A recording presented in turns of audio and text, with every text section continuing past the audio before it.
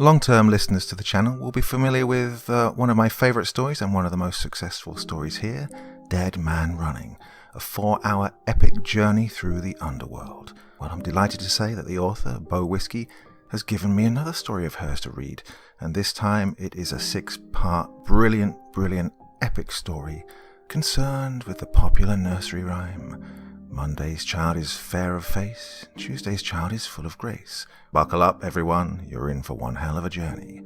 So, once again, it's time to sit back and relax with your favourite drink and listen. Throw salt over your left shoulder. Hang a horseshoe in your home for good luck. Never break a mirror. Knock on wood. Avoid black cats. Don't open an umbrella inside. Be very wary of Friday the 13th. We've all heard these and more.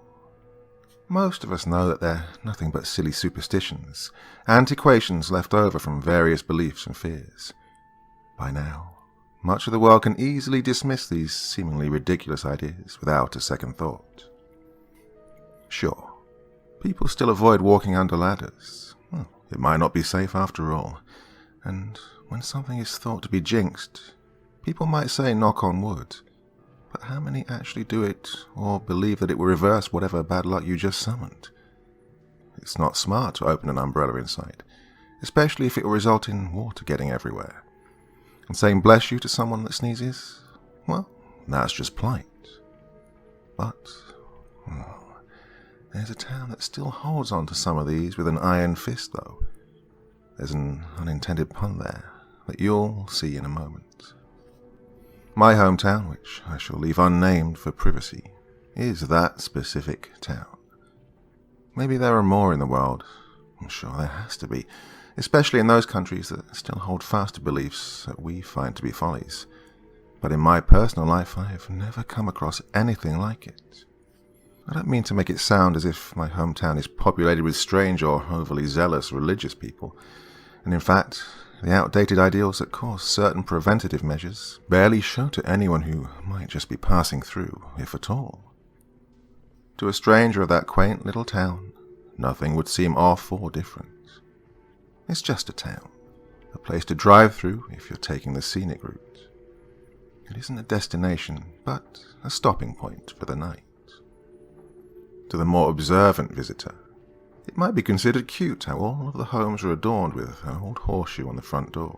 It might seem odd that so many of those houses are also lined with waist-high iron fences, more than you might see in another town, where the American dream usually speaks of the white picket fence. That town, the town I spent my entire childhood in, well, the fences are all iron, and that's what people want. If you pass through it, you might have at one point not even known.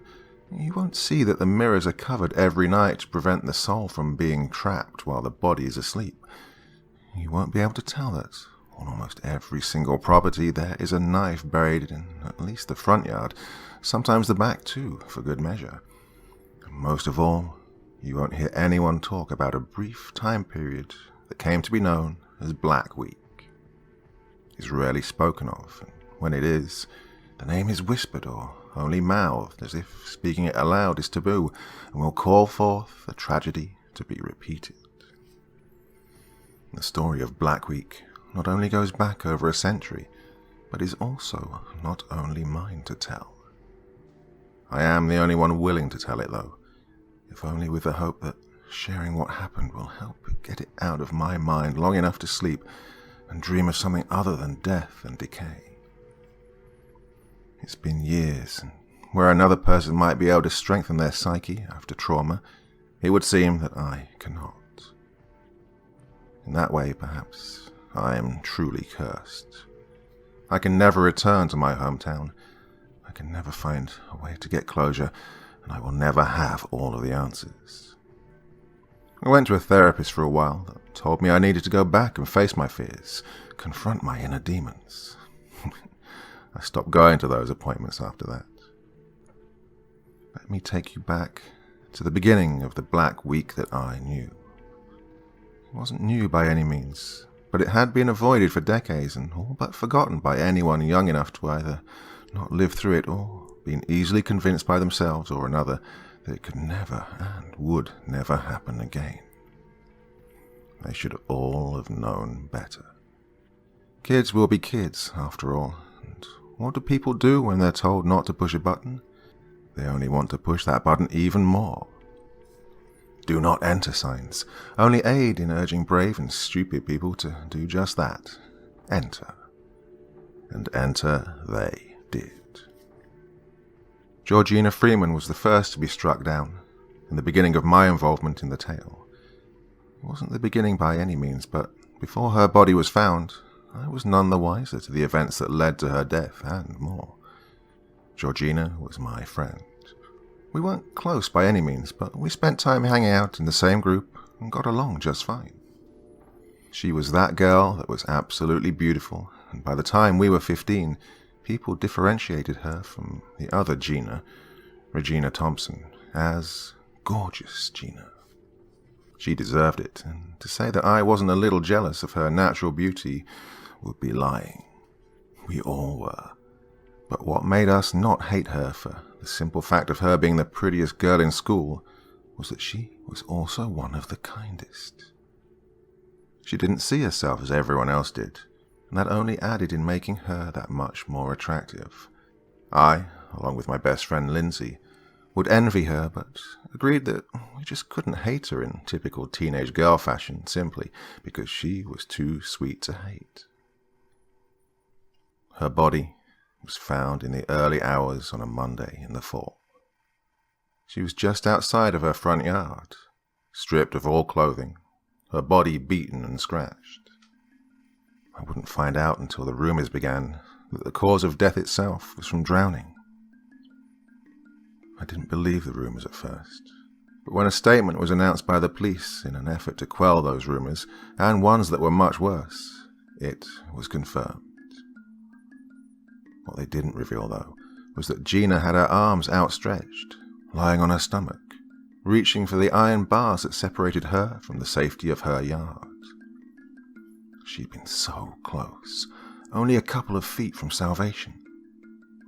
Well, I realized much later that had she survived that night, it probably wouldn't have mattered, as she was already marked.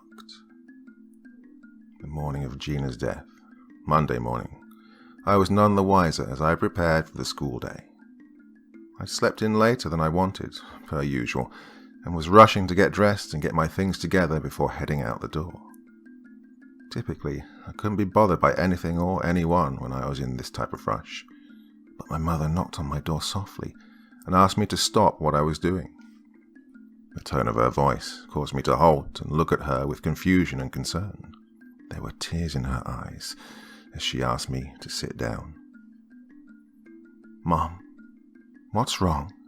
I asked, taking a seat on my bed. She crossed from the doorway and sat down beside me. She took both my hands in hers and looked me in the eye. "Honey, there isn't going to be any school today," she spoke softly. I studied her face, my own contorted in an expression of not understanding what she was talking about. In my mind, I began going over all possibilities as quickly as I could. It wasn't a holiday that I'd forgotten about, and if it had been, she wouldn't be upset about it. My father had likely already left for work. Had something happened to him? What about my grandparents? Were they okay? Did I do something to upset my mother? Had she found out that I'd smoked pot with a few friends and was disappointed and upset enough to keep me out of school? She was the type to blame herself for any wrongdoing or mistake that I or my brother made, so that didn't seem out of the realm of possibility. "Why?" I managed to ask amidst the commotion of my thoughts. She took a deep breath and forced a weak smile to cross her lips. "There's been an incident." Her voice hinted at wavering, as she struggled to find the proper words to convey what she'd already been told to her hormonal and impressionable teenage daughter. "Incident? Is Dad okay?" I spat out. My body tensed and I felt her hands squeeze mine in response. Yes, yes, she answered quickly. It isn't your father. It's Georgina. Freeman, I responded with another question. I was beginning to feel frantic and wanted her to just tell me what the hell was going on. I remember feeling impatient with her, but looking back, now that I'm older, I can understand her hesitation and concern in trying to soften the blow. Yes, she was found several hours ago. She trailed off, searching my eyes and pressing her lips together in thought. She's what, Mum? Just say it, I told her. She's gone, sweetie. She died. I felt my eyebrows furrow as I tried to comprehend what she'd just said. I understood the words. The statement made grammatical sense, but I couldn't get my brain and heart to grasp the concept. I'm confused, I said. She took a deep breath before speaking. Her body was found outside her home. It appears that she was killed. The school called and everything is cancelled for today.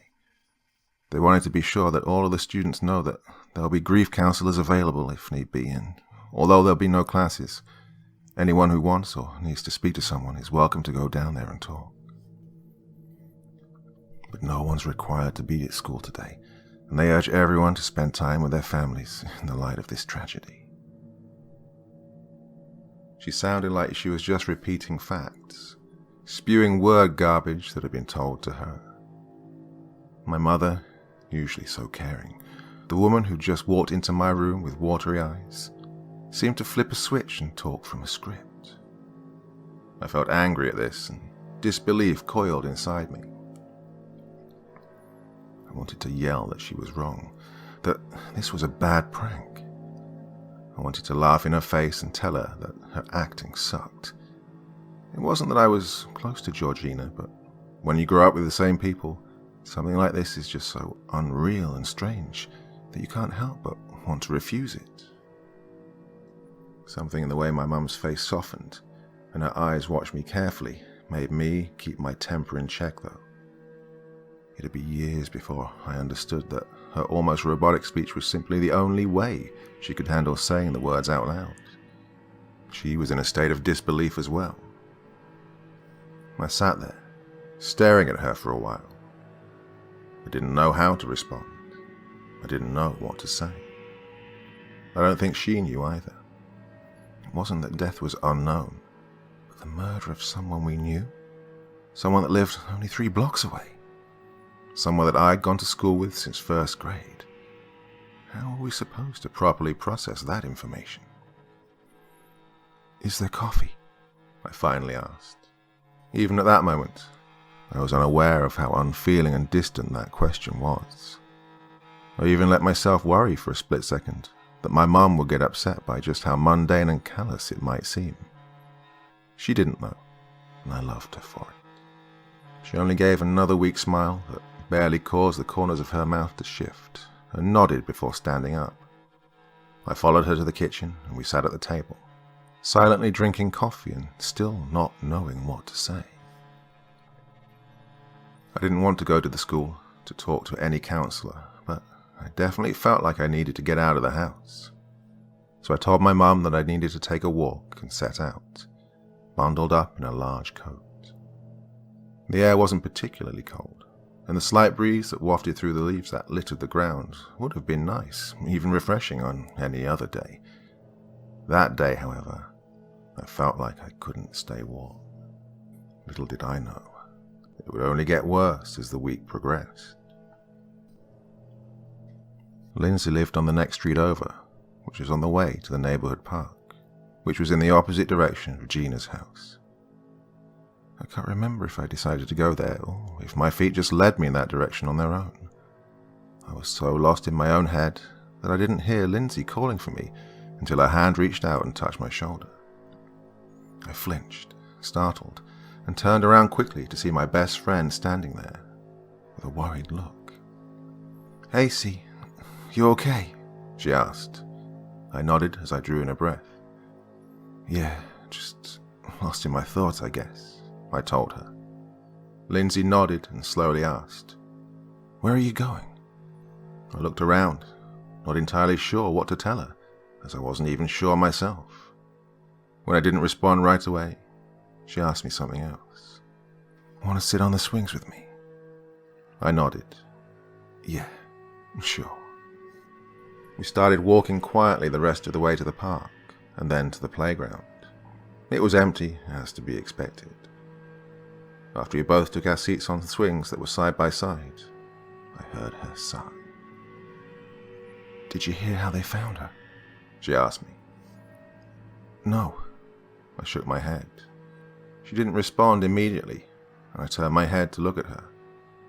Tears were sliding down her cheeks, and I instantly started chastising myself mentally for somehow not even considering the fact that Gina and Lindsay's brother had been, well, sort of dating.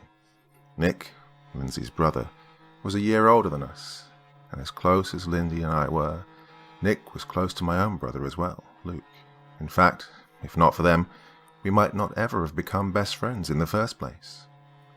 It was our parents forcing our brothers to bring us along when we begged to be included in their adventures that gave us the opportunity to form such a bond.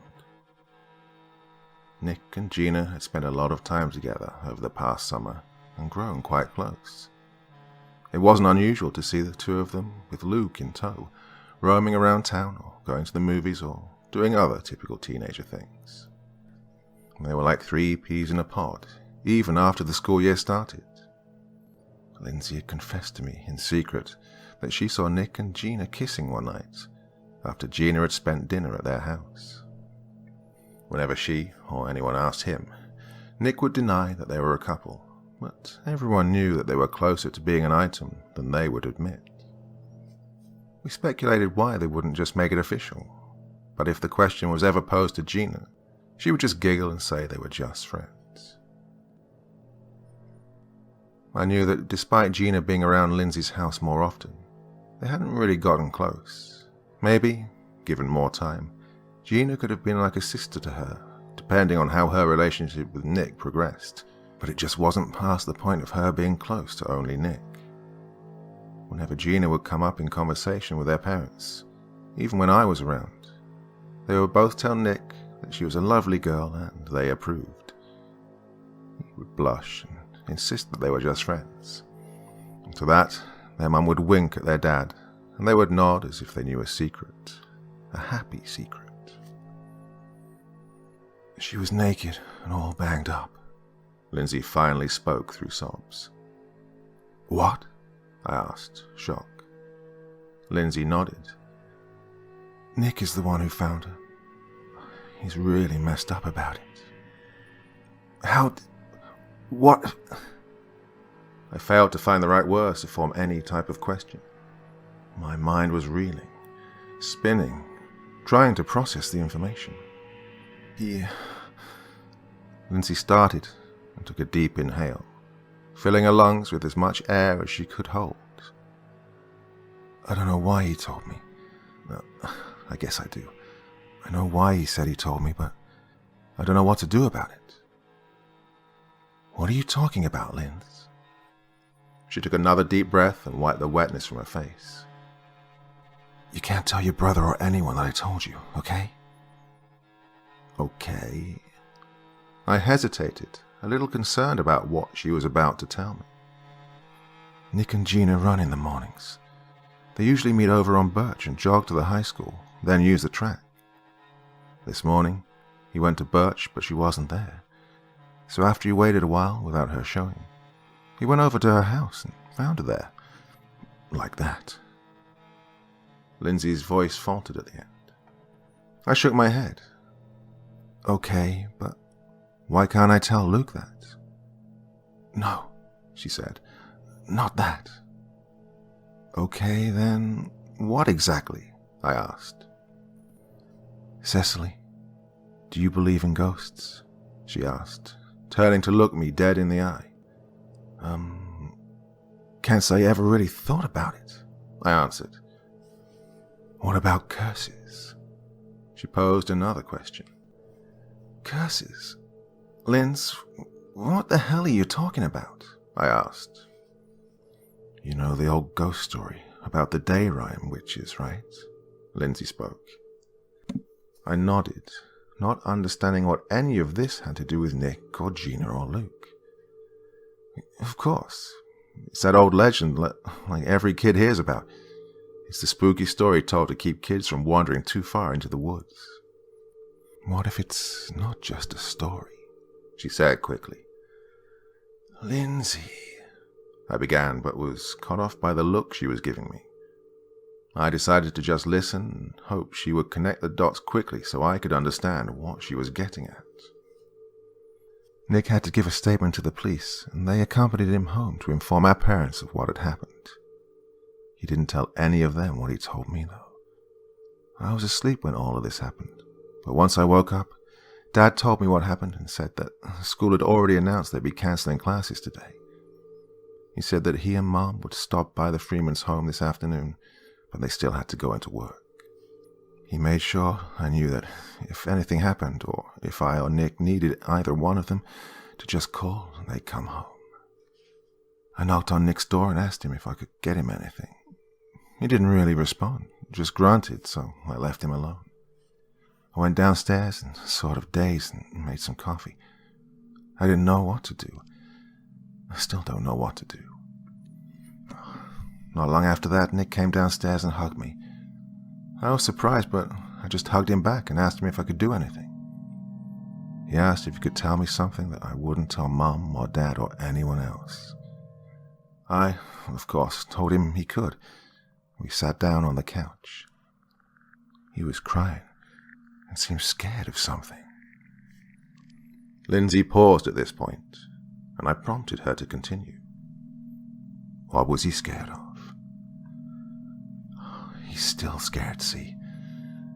And I don't know if he's ever gonna not be. If what he said was true, then I'm scared too, she said. Scared of what? I asked. She looked at me for a moment, then told me what Nick had explained to her. At first he mumbled and tripped over his words, talking about how the body was found. He said that she was so close to the fence, and if she could only have gotten inside, she would have been safe. He kept repeating that iron was safety, something about a curse. I couldn't follow his train of thought, but finally he made me promise that I would take care of Mom and Dad when he died. I wasn't sure what to think of this, but I promised. It unsettled me that he said when instead of if. The entire question unsettled me, really. But I gave him what he asked, and then listened to what he said. 5 of them, Nick, Gina, Luke, Alma, and Daniel, all went into the woods on Sunday. Alma moved here last year and convinced them to go out there. She'd heard the legend of the day rhyme witches and decided that she needed proof. She said that she did that kind of thing all the time, so they went out in search of the graveyard near the lake. Nick said that there are no trails that lead to it. It was hard to find. It took them all afternoon and all evening to finally come across it. They started with a trail that leads to the lake itself, and then walked along the shore, weaving in and out of the tree line in search of some sign. Well, in the story, everyone says it's a graveyard, but what Nick said he found was something more like a small plot of land fenced off with an iron cage. It was tall, taller than any of them, curving over their heads and enclosing the entire section. It was covered in leaves and vines, and the grass inside was dead. The term he'd used was deader than dead. He said it wasn't like the changing of the season and everything dying. It was as if the grass there hadn't grown in decades and just sat there, brown and yellow, flat against the earth. There was a gate in the fence with a large lock keeping it shut. The lock hadn't been touched for years, maybe since it was first built even. There was a wooden sign hanging on the front of the gate that said, "Stay out, stay away," in an old-fashioned script that was almost too faded to read. After harsh seasons and so much time, it was rusted through, and Daniel decided to be a show-off and attempt to pick it. He was successful, and opened the gate with a loud screech of the old metal. Nick said they all had to cover their ears because it sounded like the gate was grating against itself inside of their heads. Once it was opened, they all dared one another to go inside. In the end, they all went inside, and despite the gaps in the bars, Nick said that all sound ceased. It was as if they'd stepped into a soundproof room. He stuck his head out of the doorway and heard the normal forest sounds, but when he pulled it back in, he could hear nothing. There were no gravestones or markers for each individual grave, but the outlines of 7 holes were easily distinguished, and a single stone slab lay centered at the head of the set. It read, "Here lies witches. Let them burn for their sins and transgressions. Let demons feast on their damned souls for generations and never give respite for their crime. In the name of our almighty God now, dear Henry." When they got close to the stone, they could see at the top something carved into it, obviously years later. He said the smaller message looked hastily done and was worn away mostly, but they were able to make out the words, "Forgive us." As they were all examining the single marker used for all of those buried there, Daniel read the original words aloud in a booming voice. They all stared at him, annoyed and a little surprised, and confused as to why he would do that. No one noticed that Alma was smiling until he finished, and she added, "We wish you the fury of hell. May you never rest or find peace." "Wait," I interjected. "Isn't that how the ghost story goes? Someone is supposed to say that, beckoning the witches to rise from their graves and try to exact vengeance for their deaths." Lindsay nodded solemnly. "Yes." And as soon as Alma spoke those words, Nick said the air seemed to change. It was dark by that time, and he swears that bright orange and red lighting filled the sky for a moment. He wanted to demand why Alma would say that, but didn't get the chance. None of them did. Thunder resounded through the sky and their bodies, and they felt the vibrations in their bones. The ground began to shake, and moaning and wailing began permeating the air, starting softly, then growing in further intensity. Given the entire situation, they all felt panicked and ran. They darted out of their iron cage so quickly that they left the gate open. That's when the storm happened.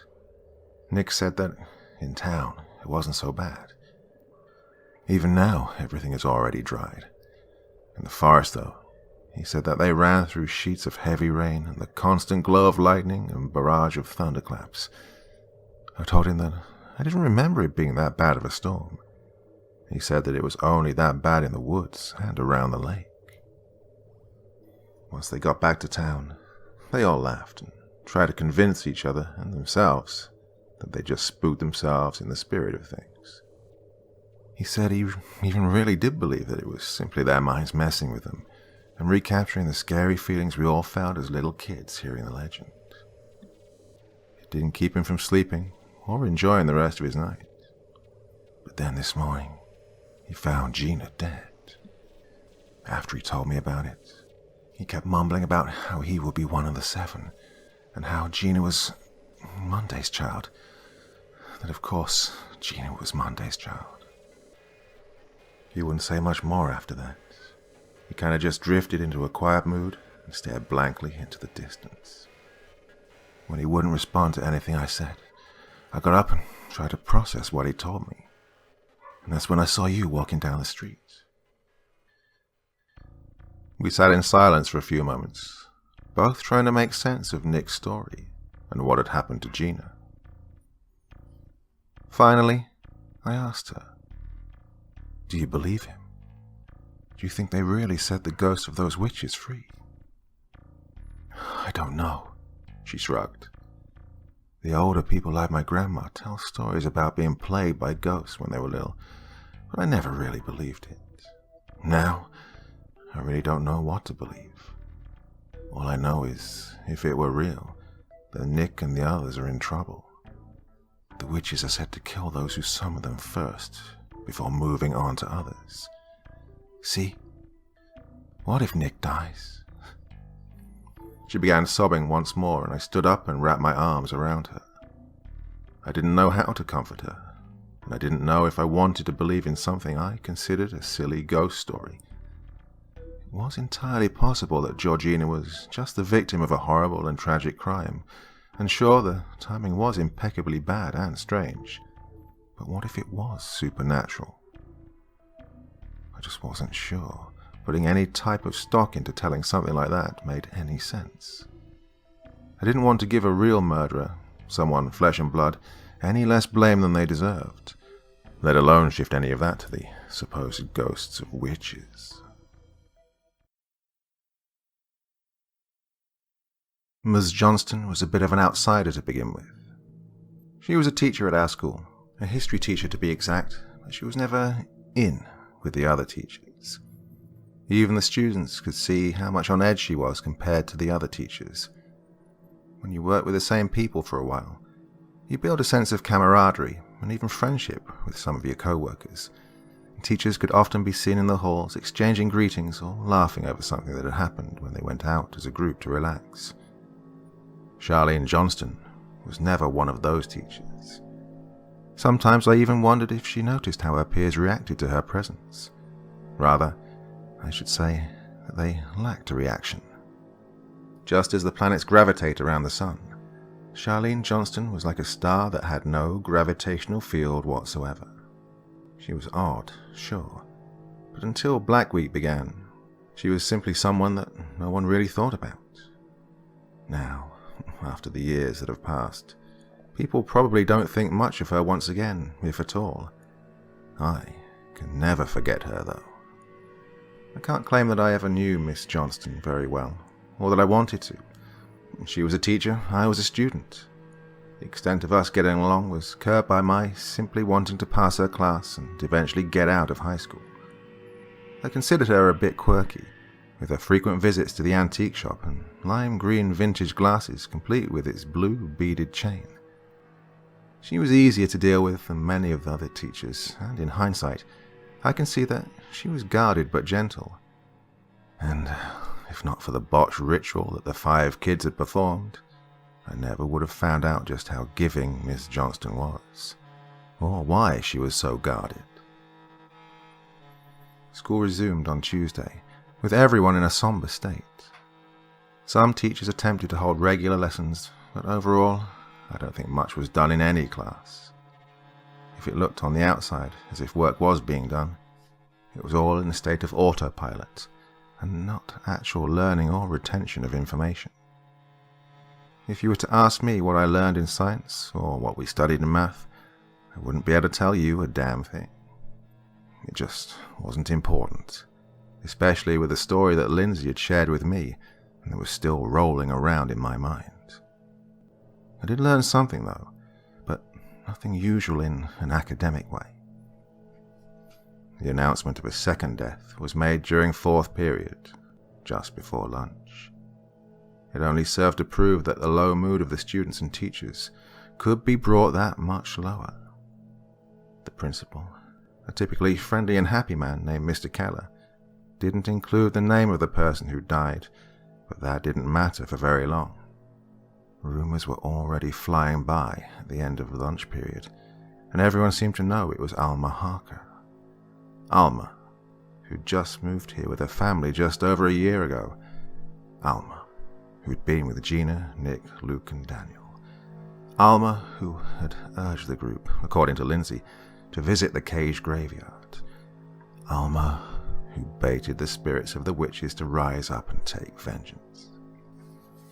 It didn't take more than 5 minutes for Lindsay and I to sit down before our discussion turned to be one of the Dayrime witches and the curse on our town. We spoke in hushed tones, not wanting to share our words with anyone else. As we were speculating on why Alma was the second to die, when she was the one who spoke the words, Kyle Adams slid himself into the seat next to Lindsay. "You gonna eat that?" he asked Lindsay, pointing at the opened and barely touched chicken salad sandwich that sat in front of her.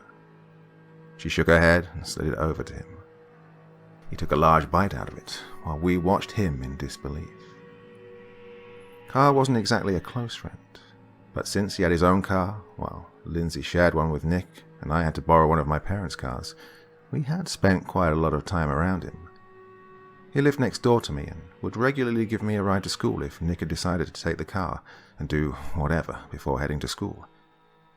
We'd all gone to the same middle school and now high school, and being neighbours, there was a sort of common ground that we shared, even though we typically didn't run in the same circle of friends. "What?" Kyle asked, mouthful of food. I rolled my eyes at the rude display. "Did you just come eat my food?" Lindsay asked him. He chewed and swallowed before speaking. "Nah. Was wondering if you all needed a ride home today. I was planning on working out here for a while, but if you need a ride, I can always work at home," he said. Lindsay and I shared a confused look and asked, "Why would you think we needed a ride? You didn't need to bring us this morning." I didn't know if Nick would be back to pick you up or not. He shrugged and took another bite of the sandwich. "Nick didn't bring us. He stayed at home today," Lindsay answered.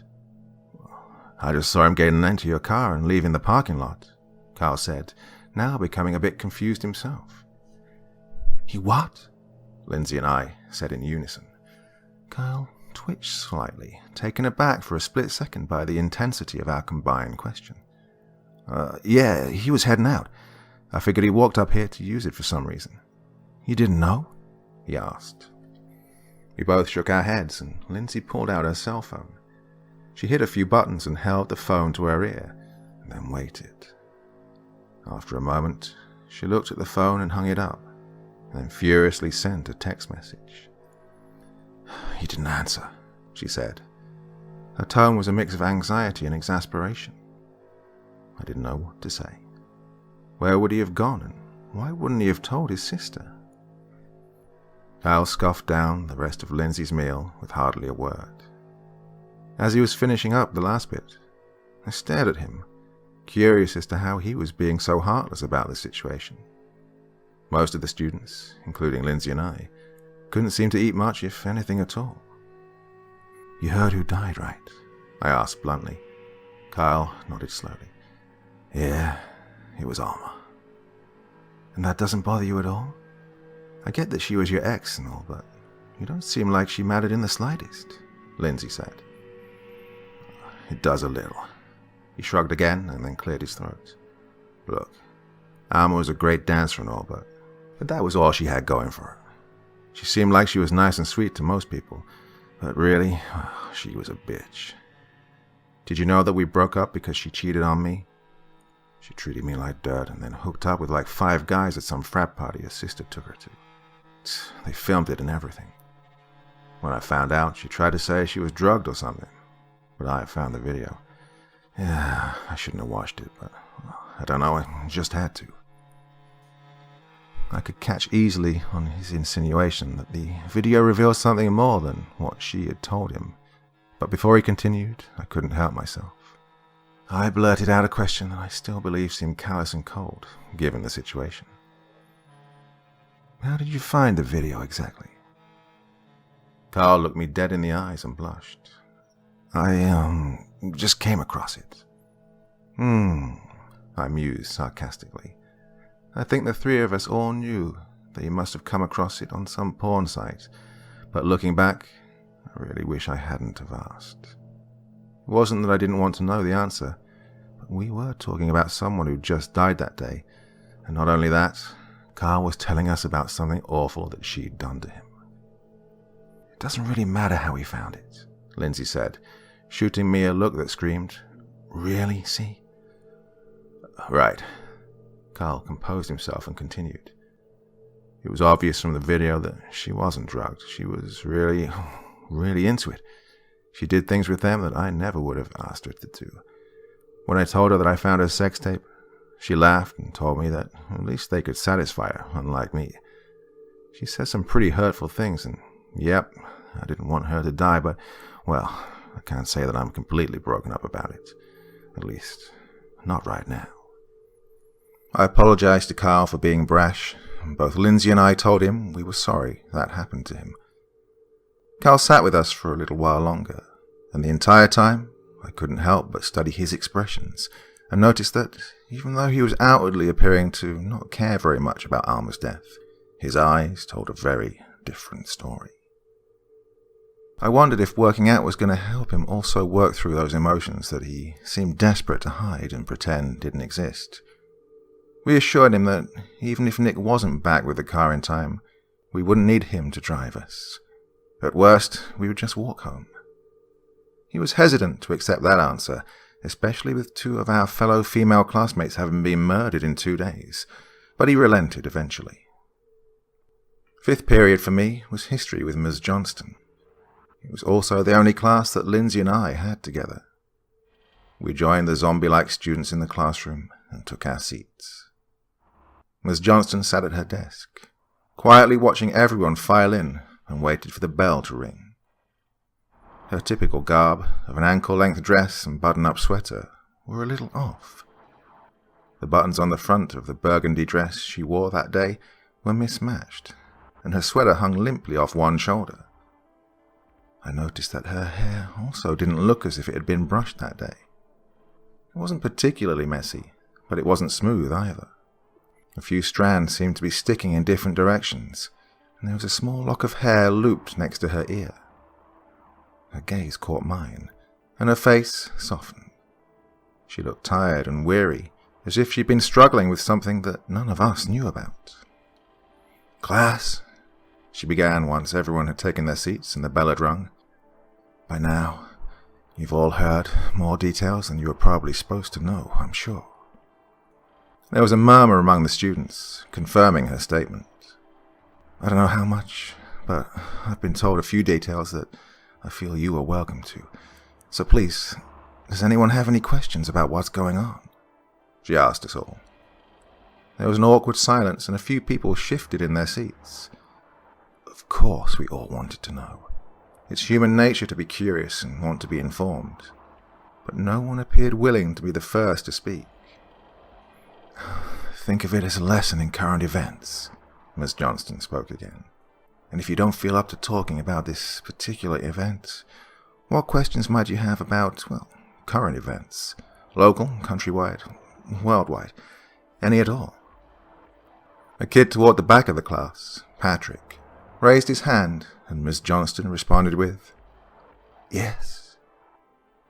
"Is it true they found her at the dance studio on First?" he asked. For the first time that I could remember, Miss Johnston had the undivided, enraptured attention of every single one of us. She nodded. "Yes, Alma Harker was found at the dance studio, which will be shut down until the police finish their investigation." "Was she really murdered?" another student asked without raising her hand. Miss Johnston took in a deep breath and looked at us all for a few long seconds before answering, "Yes." "Is it the same person who killed Georgina?" the same student blurted out. "The police have not announced anything of that sort as of yet," Miss Johnston responded. "Did she drown too?" yet another student asked in a small voice. I glanced to the speaker and saw that it was Freddie Tucker, the son of a sheriff's deputy. "Wouldn't you know better than her?" Patrick asked before Miss Johnston had the chance to say anything. I watched Freddie shoot Patrick an annoyed look, but everyone turned their attention back to the front of the room when our teacher began to speak. "I don't think that information is supposed to be public knowledge yet, Mr. Tucker. But as of right now, we haven't been told how Miss Harker perished." "What about the curse?" the girl that sat next to Lindsay asked. I think her name was Jennifer, or Jessica, or Jericho, or something. Lindsay, alarmed by the question, looked at me with wide eyes, and I shrugged, also concerned. "Who said anything about the curse?" Miss Johnston asked her, her eyes narrowing in on the girl. The student only shrugged and sank back into her seat. I heard that Gina and Alma and some others started the curse too," a male student, Hanson, said. Miss Johnston sat down in her seat with a sigh. "They didn't start any curse." Vera, A quiet, bookish girl, who almost never spoke, raised her hand. Miss Johnston, what's the curse? Miss Johnston took another moment to look at all of us. She interlocked her fingers to create a bridge with her elbows on the desk and leaned forward, glancing to the open door before talking again. Will you close the door? She asked the student closest to it, and once they had, she began to relay the full version of the scary old story that we'd all heard. Centuries ago, the Salem witch trials drove people deeper into the country. The witch hunt that was sparked in young America terrified those who didn't entirely fit the mold of the Puritan lifestyle, and in order to avoid prosecution, some fled the area and found new places to make their homes. Our very own town became one such home to 3 families who would later be accused of witchcraft. Word spread about witches and the trials, but the newcomers seemed to acclimate well and fit into society, if not being, well, a little strange. Most of the townspeople considered their odd behaviors as simply a difference in lifestyle from a larger populated area to this one. This town was still an infant, and much as small towns see differences in people from large cities, it was the same in that time. Well, at least it was for a while. The second generation came along, and people began noticing failing crops and sickening livestock. It would seem that the town was faltering. Some pointed their finger and accused the specific families of witchcraft. The families accused were the ones that had joined them during the panic of the witch trials. Although the town quickly grew wary of these families, they did not outright call them witches just yet. Children and the elderly began to grow sick during a harsh winter, and by the next spring, many had died, including some of those who had moved here to avoid persecution. It didn't matter though, as the town overall began to hold them at fault, whispering about black magic rituals and disease that only appeared because of their work with the devil. The following year proved to bring the town out of the slum, however, and crops and livestock thrived, bringing a plentiful harvest and hope through the darkest of winter days. With nothing to fuel their rumors and accusations, most of the townsfolk began to back off of the idea that there were witches amongst them. One, however, was very outspoken about his beliefs. His name was Thomas Miller. Thomas had lost his life to childbirth a few years earlier, and held the witches accountable for whatever reason his twisted mind had come up with. His child, Henry, was sickly as a toddler, but by the time he was 6, was very robust and strong for his age. Thomas suspected that there was something not right about this boy, and did anything and everything he could to keep him separate from the witches, fearing that they might have something to do with his oddities. He claimed on more than one occasion that he heard chanting outside his son's room at night, and that little Henry would often walk around in his sleep, mumbling things that didn't make sense. He was utterly convinced that his son was a target of evil, and that he needed to keep him safe at all costs. He loved his boy very much, although he found some strange things about him. In his mind, Henry was his son, and anything weird he did was the direct result of black magic and dark worship. One night, Thomas awoke to the sound of the door banging open. It took him a moment to understand what was going on in his semi-conscious state, but once he did, he ran to see what had caused the noise. The door stood wide open, letting the harsh autumn and wind push through and rifle through his belongings. He called for Henry, but there was no answer. Looking outside, he saw nothing in the darkness.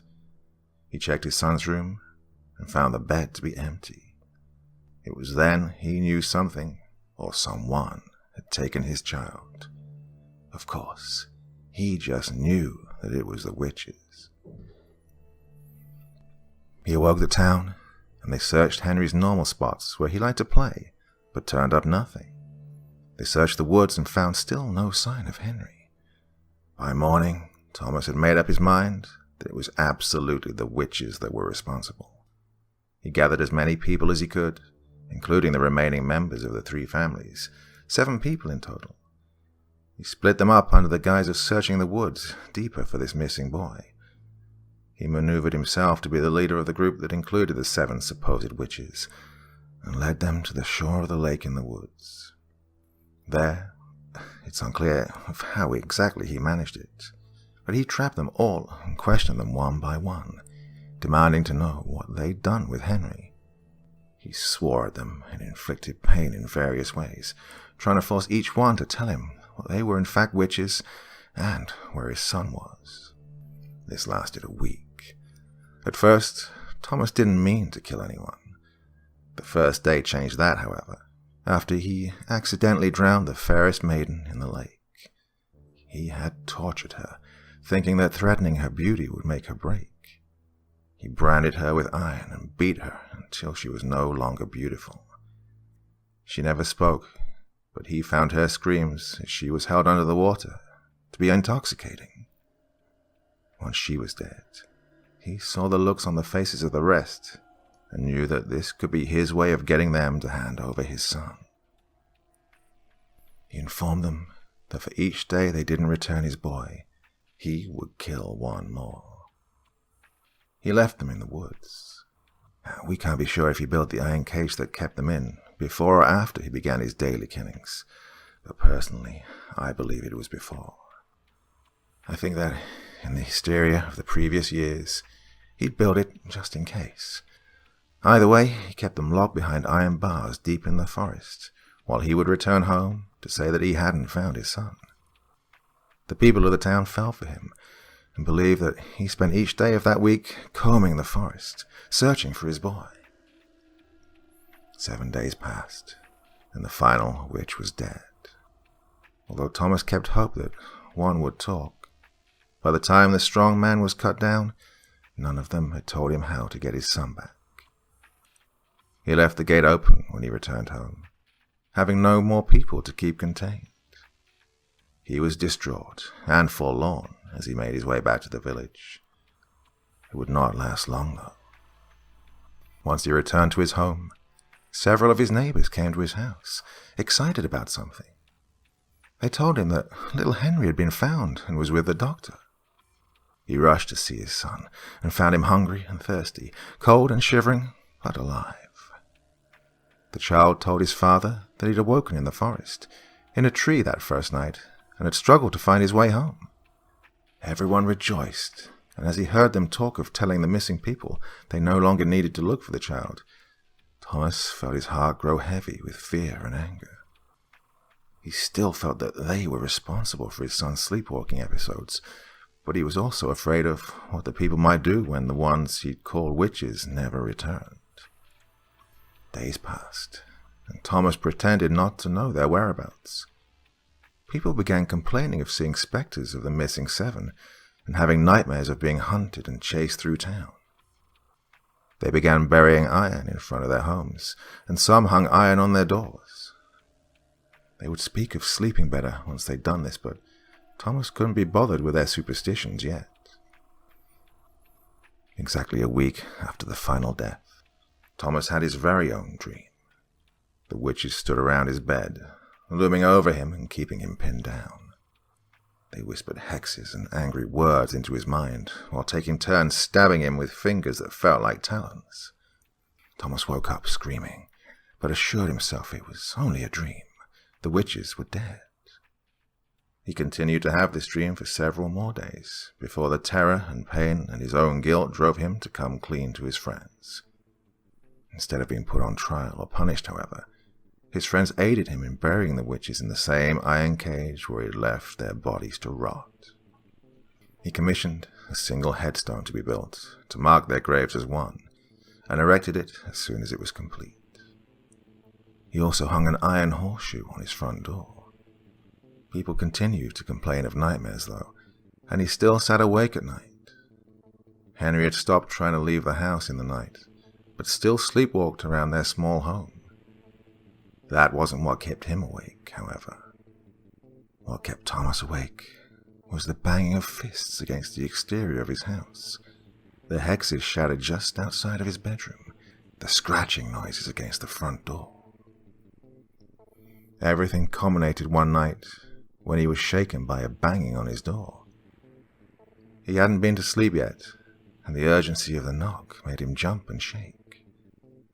He didn't move until he heard the voice of one of his neighbors yelling at him. The metalsmith shop in town was on fire. He rushed to help, leaving the door unlocked and his son in bed. As they fought the blaze that was quickly spreading to more stores and buildings, Henry, dazed with sleep, wandered out of his home and to the town square. Thomas noticed him only when a chorus of laughter began rising above the din of the flames. Everyone heard it, and everyone stopped to try to locate the sound. No one knew how long they'd been there, but the ghastly visages of the 7 dead witches stood, watching the blaze with glee in their eyes. Henry was headed right for them. One of the female witches reached out her arms to him and beckoned him close. Thomas sprang to action, running for his boy and standing between him and what surely would have been his death. The fire is said to have increased right at that moment, and Thomas struggled against his son to make him stop. The witches then spoke together in a single tone made up of 7 different voices. They said that Henry would succumb to them one day, that Thomas's transgressions would never be forgiven. They confirmed that they were witches, that Thomas had been right, and they cursed the town and the lack of action taken by the people who lived in it. They swore they would return each day and exact their revenge. They would take someone that matched the witch in some way that had died on the corresponding day, and then they were gone. One person perished in the blaze before it was able to be put out. He was a charming and handsome young man with a full life ahead of him, engaged to have been married in a short time. He'd been the young man that all the ladies wished to capture the attention of. He had been beautiful, just like the first witch had been. The second day, the clockmaker, a man considered graceful in his works, was found dead. This continued on, and the rhyme that tells the days of the week began to hold a sinister meaning to the town. There are no real records of how Thomas and the townspeople were able to stop the attacks, but the violence ceased for a long time. A few decades ago, however, murders began to spring up again, and action had to be taken to prevent it. There used to be a path that led to the iron cage that houses the souls of those witches, but many, many years ago, it was covered, and nature was allowed to reclaim it. I must urge you that, no matter what you believe is going on right now, do not go looking for it. It's easy to get lost in the woods, especially without a path to follow. Do not put yourself in harm's way and take care of one another. Always be alert, and if you see anyone suspicious, report it immediately. Mrs. Johnston concluded the tale with what felt to me like a rushed afterthought. I got the impression that she believed in the witch's curse, and she just wanted to make it seem as if she was the same as every other sensible adult. I couldn't help but wonder what else she knew, or what she might be able and willing to tell someone in a one-on-one setting. After class, I exited the room with Lindsay, and we walked to where our lockers were, side by side. We were silent until she spoke, putting words to exactly the thoughts I was having. See, Gina was gorgeous, right? Everyone knows that. But Alma? She trailed off. I looked at her and nodded solemnly. I know. Alma was a dancer. Alma had grace. I think we need to talk to Miss Johnston after school.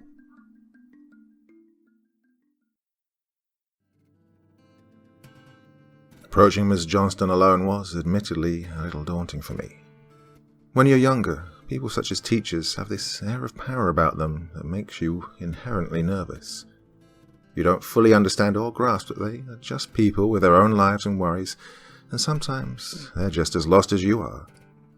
It isn't until we're considered adults ourselves that we truly see that we're more like those people we look up to, or the people that we fear when we're children. That Tuesday, It took all of my confidence to go to Charlene Johnston's classroom, as the school quickly emptied of staff and students. This wasn't just asking about a homework assignment, after all. This dealt with murder and witches, and something that only that morning I'd considered folklore and a tall tale to keep kids in line. Lindsay had planned on joining me, but when I checked my phone the moment the bell rang, I saw a text message from her. Nick had texted her shortly before and would pick her up. As much as I hated to lose my best friend and the confidence that she exuded, I understood that right now she needed to talk to Nick more than Miss Johnston. I could handle it, I repeatedly assured myself mentally as I made the short walk through the halls to the history room. I also continually went over my options for just what the hell I was going to say to start the conversation. As I closed the distance, I saw Miss Johnston exiting the room and stopping to lock the doorknob. "Miss Johnston," I called out to her over the other teens milling about the hallway, opening and closing lockers, making plans and gossiping. She looked up, and she raised her eyebrows when we locked eyes. As she pulled her key out of the knob, I hurried over to her. "Yes, Miss Wood?" she asked. Her hands fumbled with her purse as she tucked the small ring of keys inside and pulled out another set, presumably for her car. "Can we talk?"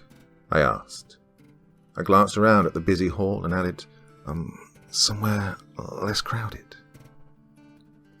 She didn't respond right away, but looked me in the eyes intently. She seemed as though she was trying to decide something difficult. She didn't ask me what I wanted to talk about. She didn't assume or pretend to assume that it was about school. I felt in my bones that she just knew what I wanted to know, even before I'd said anything about it. There was a sense of understanding between us, and honestly, I didn't question it at the moment. It wouldn't be until much later, as I replayed the events in my mind, that I would find it strange. "Luke was there," I blurted out. I'm not sure what I was thinking as the words left my mouth, but as they fell out like something distasteful, I pleaded in my mind for her to make up her mind and help me if we were truly in danger. "Shh." She put a finger to her lips and shushed me. Her face softened a bit. She nodded. "Walk with me." I obliged and followed her down the hall. There was a noise all around us, but it sounded muffled to me. In my concern, concentration and fear, the only sounds that made themselves known to my ears were my own footsteps and my heart beating. It wasn't pounding yet, but I felt like it could take off at any second, just as a racehorse takes off out of the gate. For a few seconds, as we walked without speaking, my mind wandered, and I related my heartbeat to the pounding of steady hooves on hard dirt. We exited the building via the door to the teacher's parking lot, and I continued to follow her, my eyes scanning the surrounding cars and people leaving the lot. In my periphery, I noticed my teacher hit a key fob, and I looked at the vehicle we were nearing. The lights flashed in response to her unlocking it.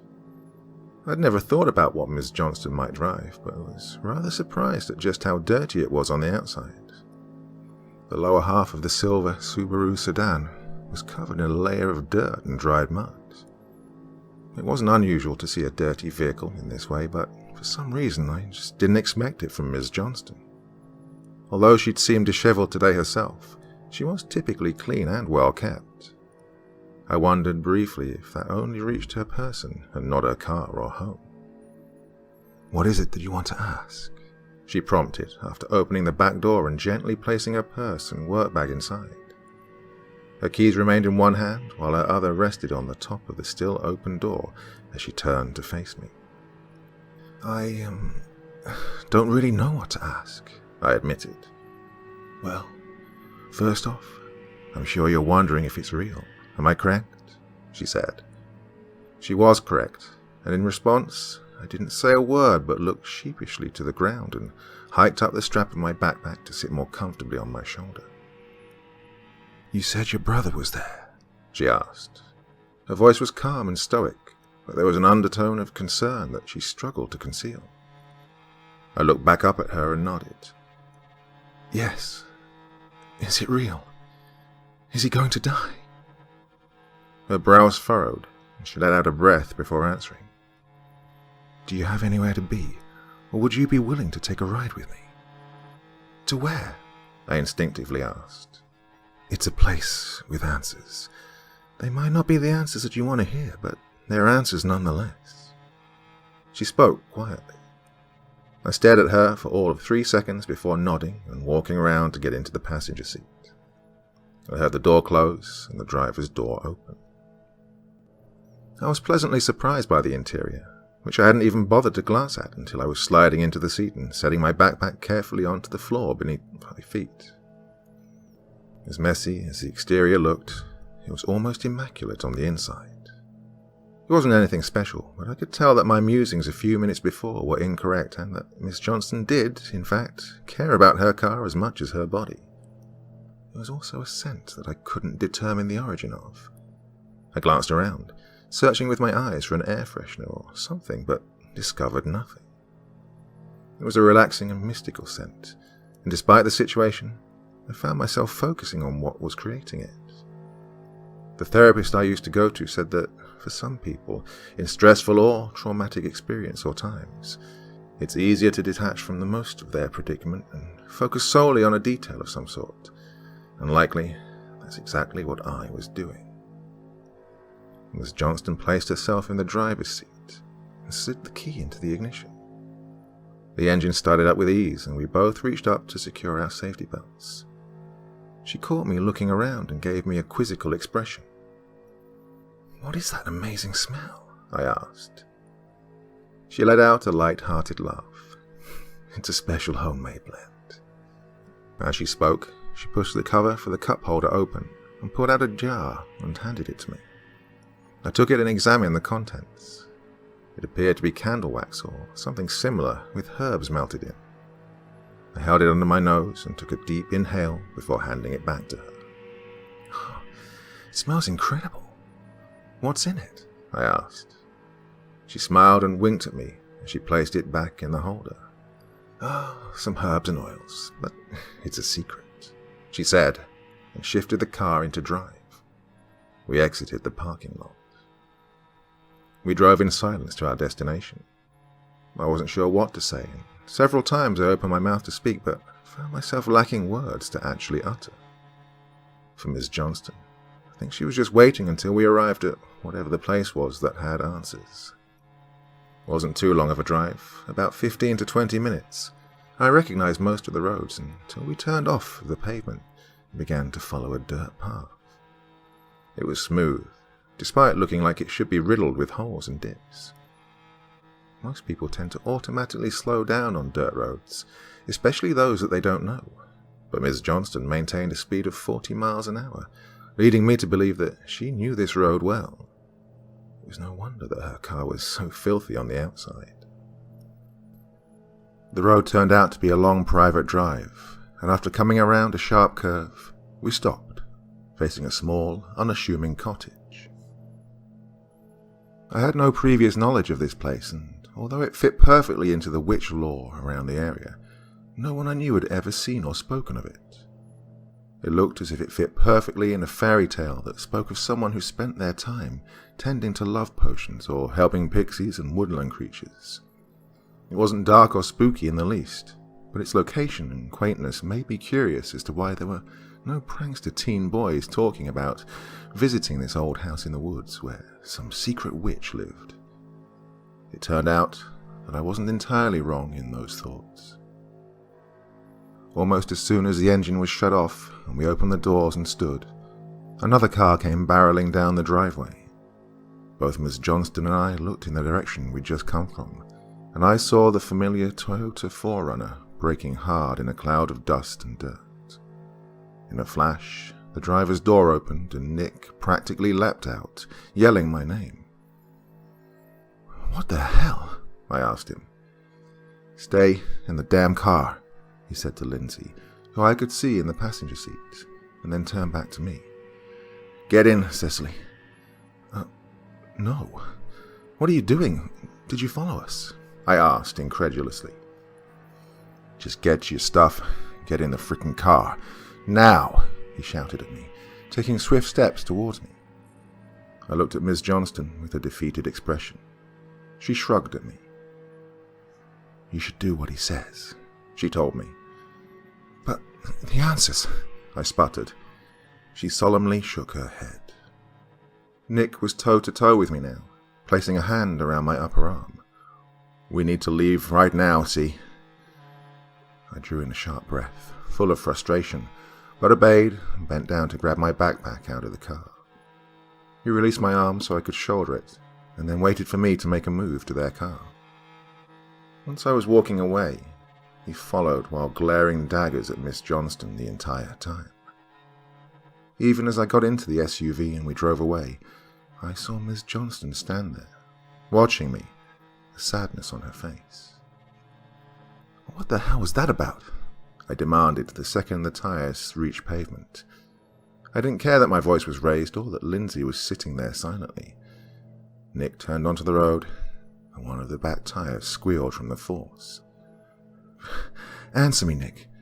Why did you follow us?" If what Lindsay told me was true, Miss Johnston could have helped.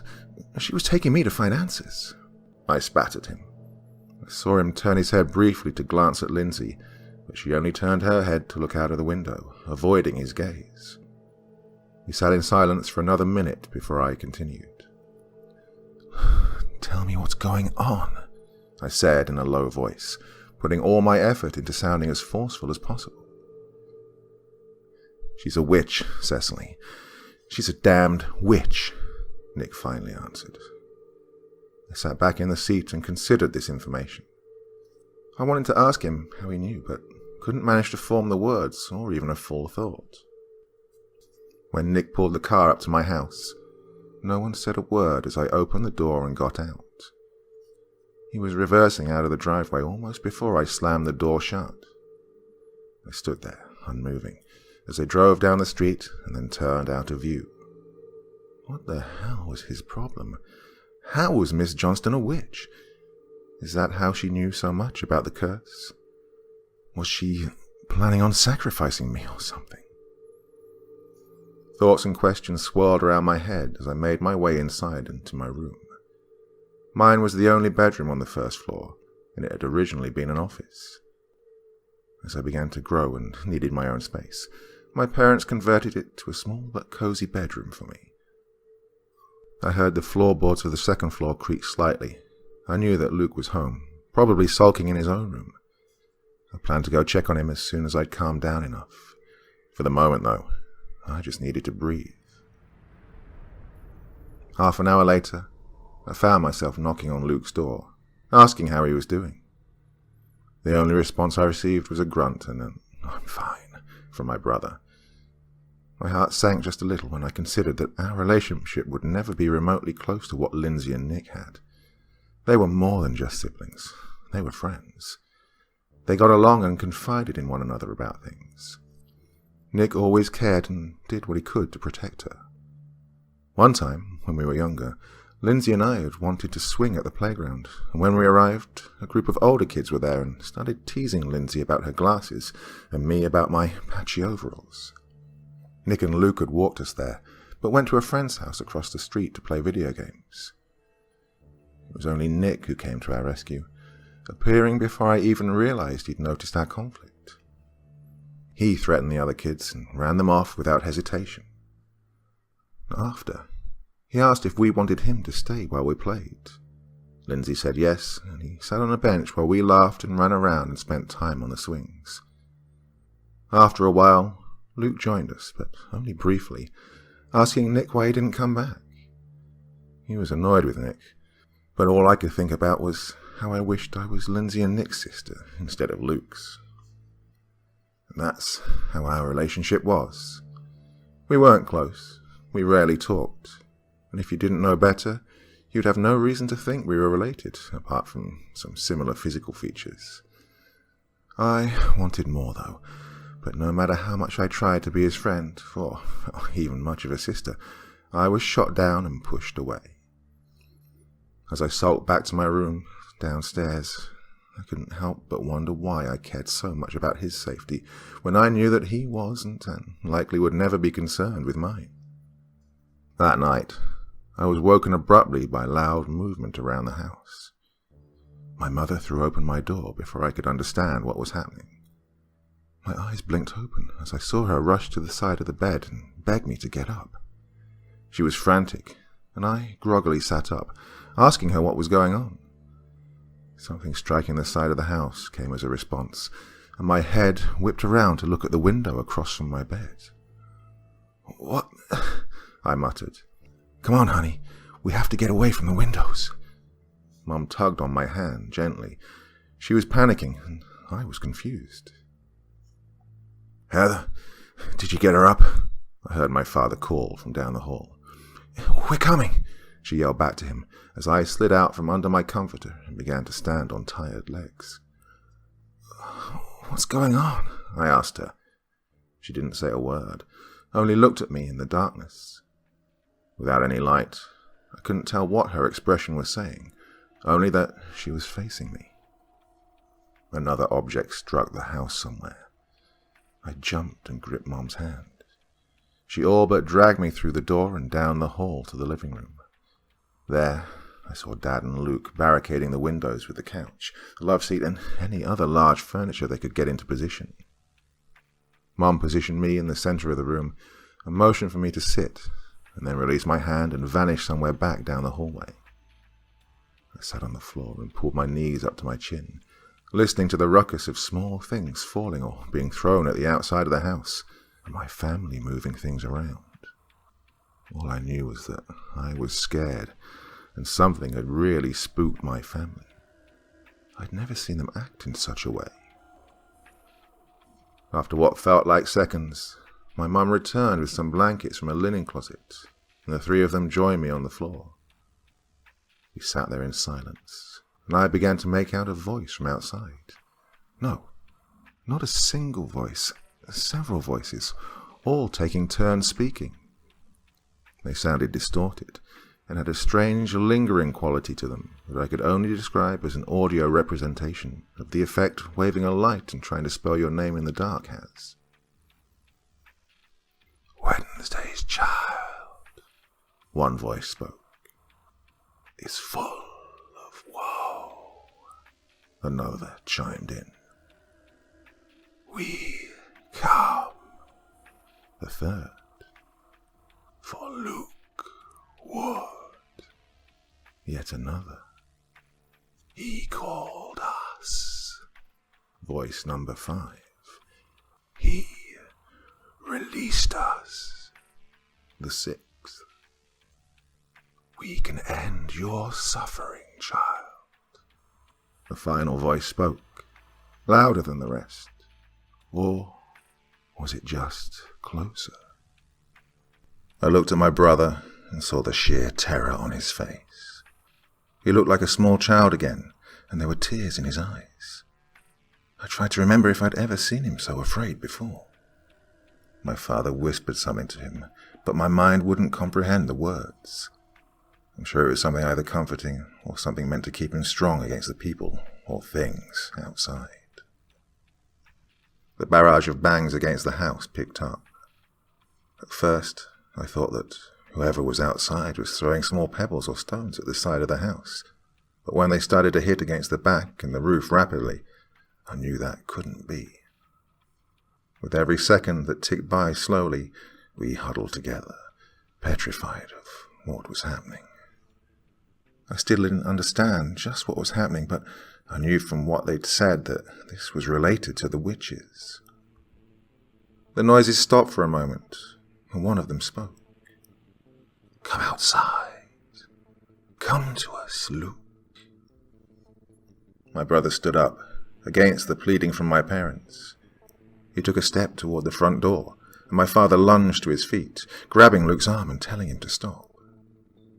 What happened next was so fast that I still don't know just how I remember the details. Luke's free arm pulled back as he turned to face our father. As his head pivoted, I saw a glint of silver from his eyes. It was similar to how a deer's eyes reflect headlights when encountered at night, but the color was unusual. I also realized that his face was blank, devoid of emotion. It was as if he was an empty being. I assume that my father saw this too, as he momentarily stopped, his eyes narrowing on Luke's visage. By the time he saw Luke's fist swinging toward him, he was too late to duck. His knuckles made contact with Dad's jaw and sent him hurtling to the floor. Some people become hyper-aware when presented with extreme fear in a traumatic situation.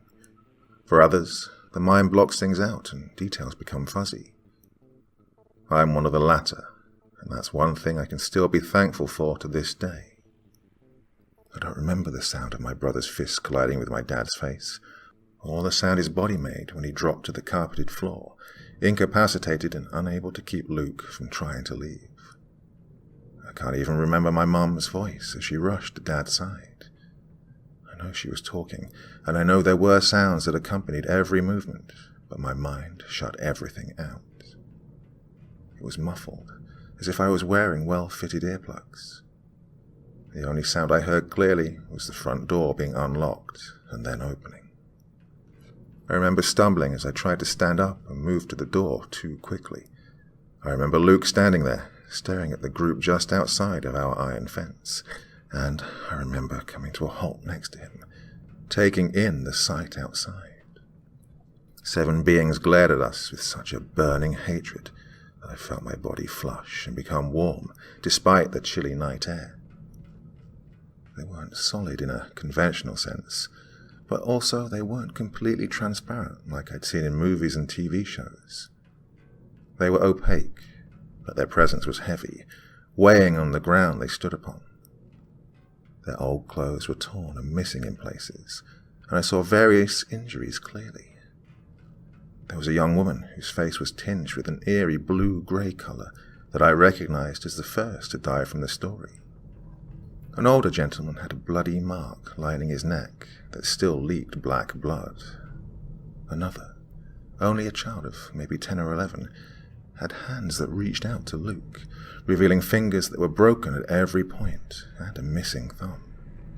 His eyes were ringed in bruises, and there was a hole in his cheek, showing off chipped teeth. My heart couldn't help but break at the sight. What I don't remember was how I wound up in the yard. There was no one to tell me what transpired either, so that memory remains a blur. One moment I was standing there in the doorway with Luke, my brain working as rapidly as possible to think of a way to keep Luke from leaving.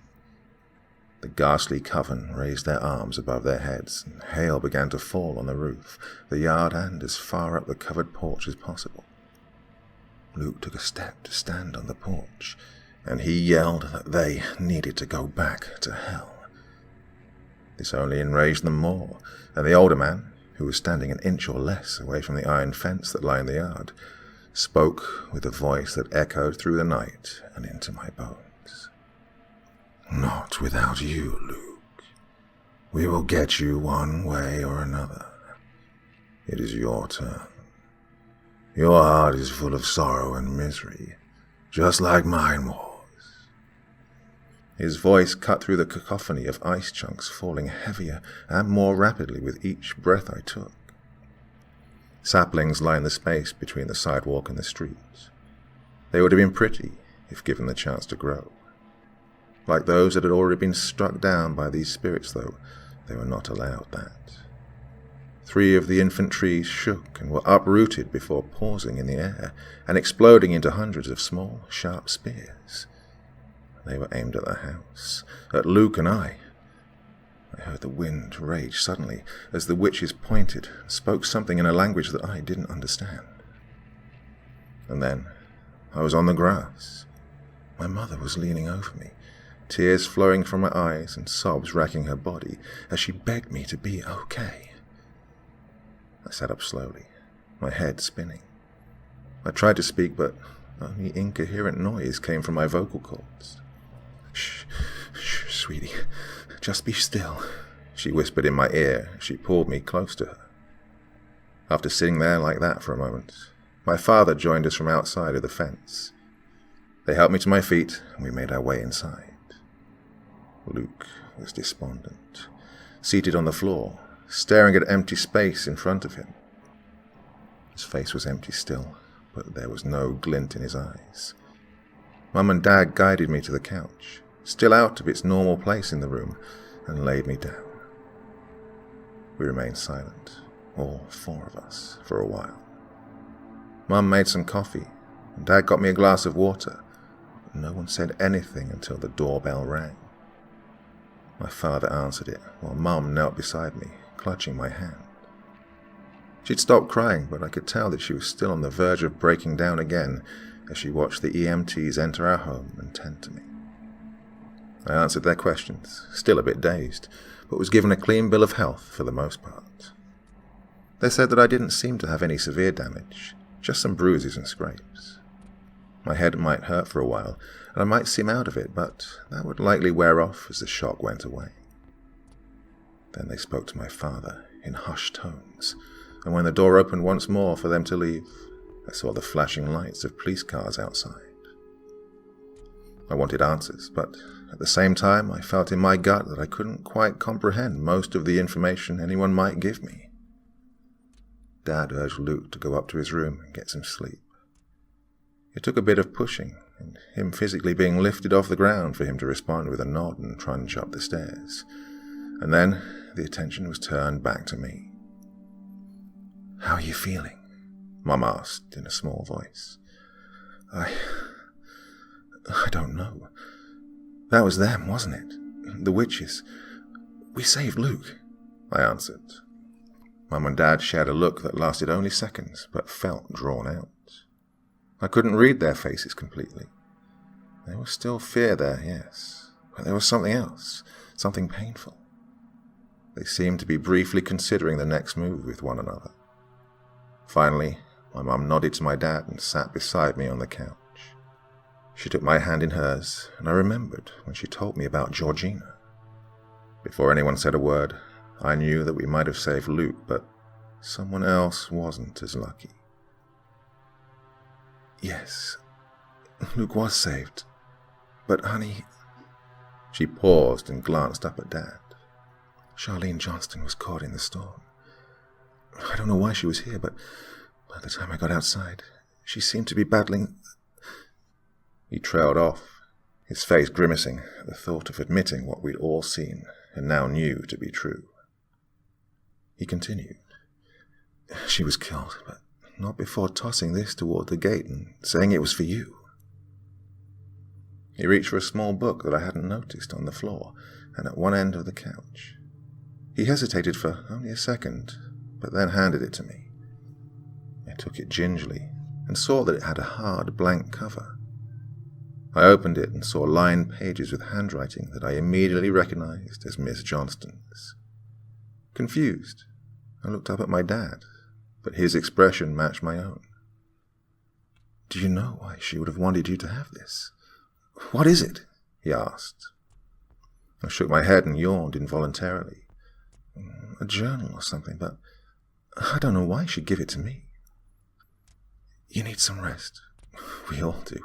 It's late. Mom chimed in. As much as I wanted to know what the book contained, I also knew that she was right. I glanced at the large clock on the wall and saw that it was almost 3:30 in the morning. If I was going to understand anything that I read, I'd need some sleep first.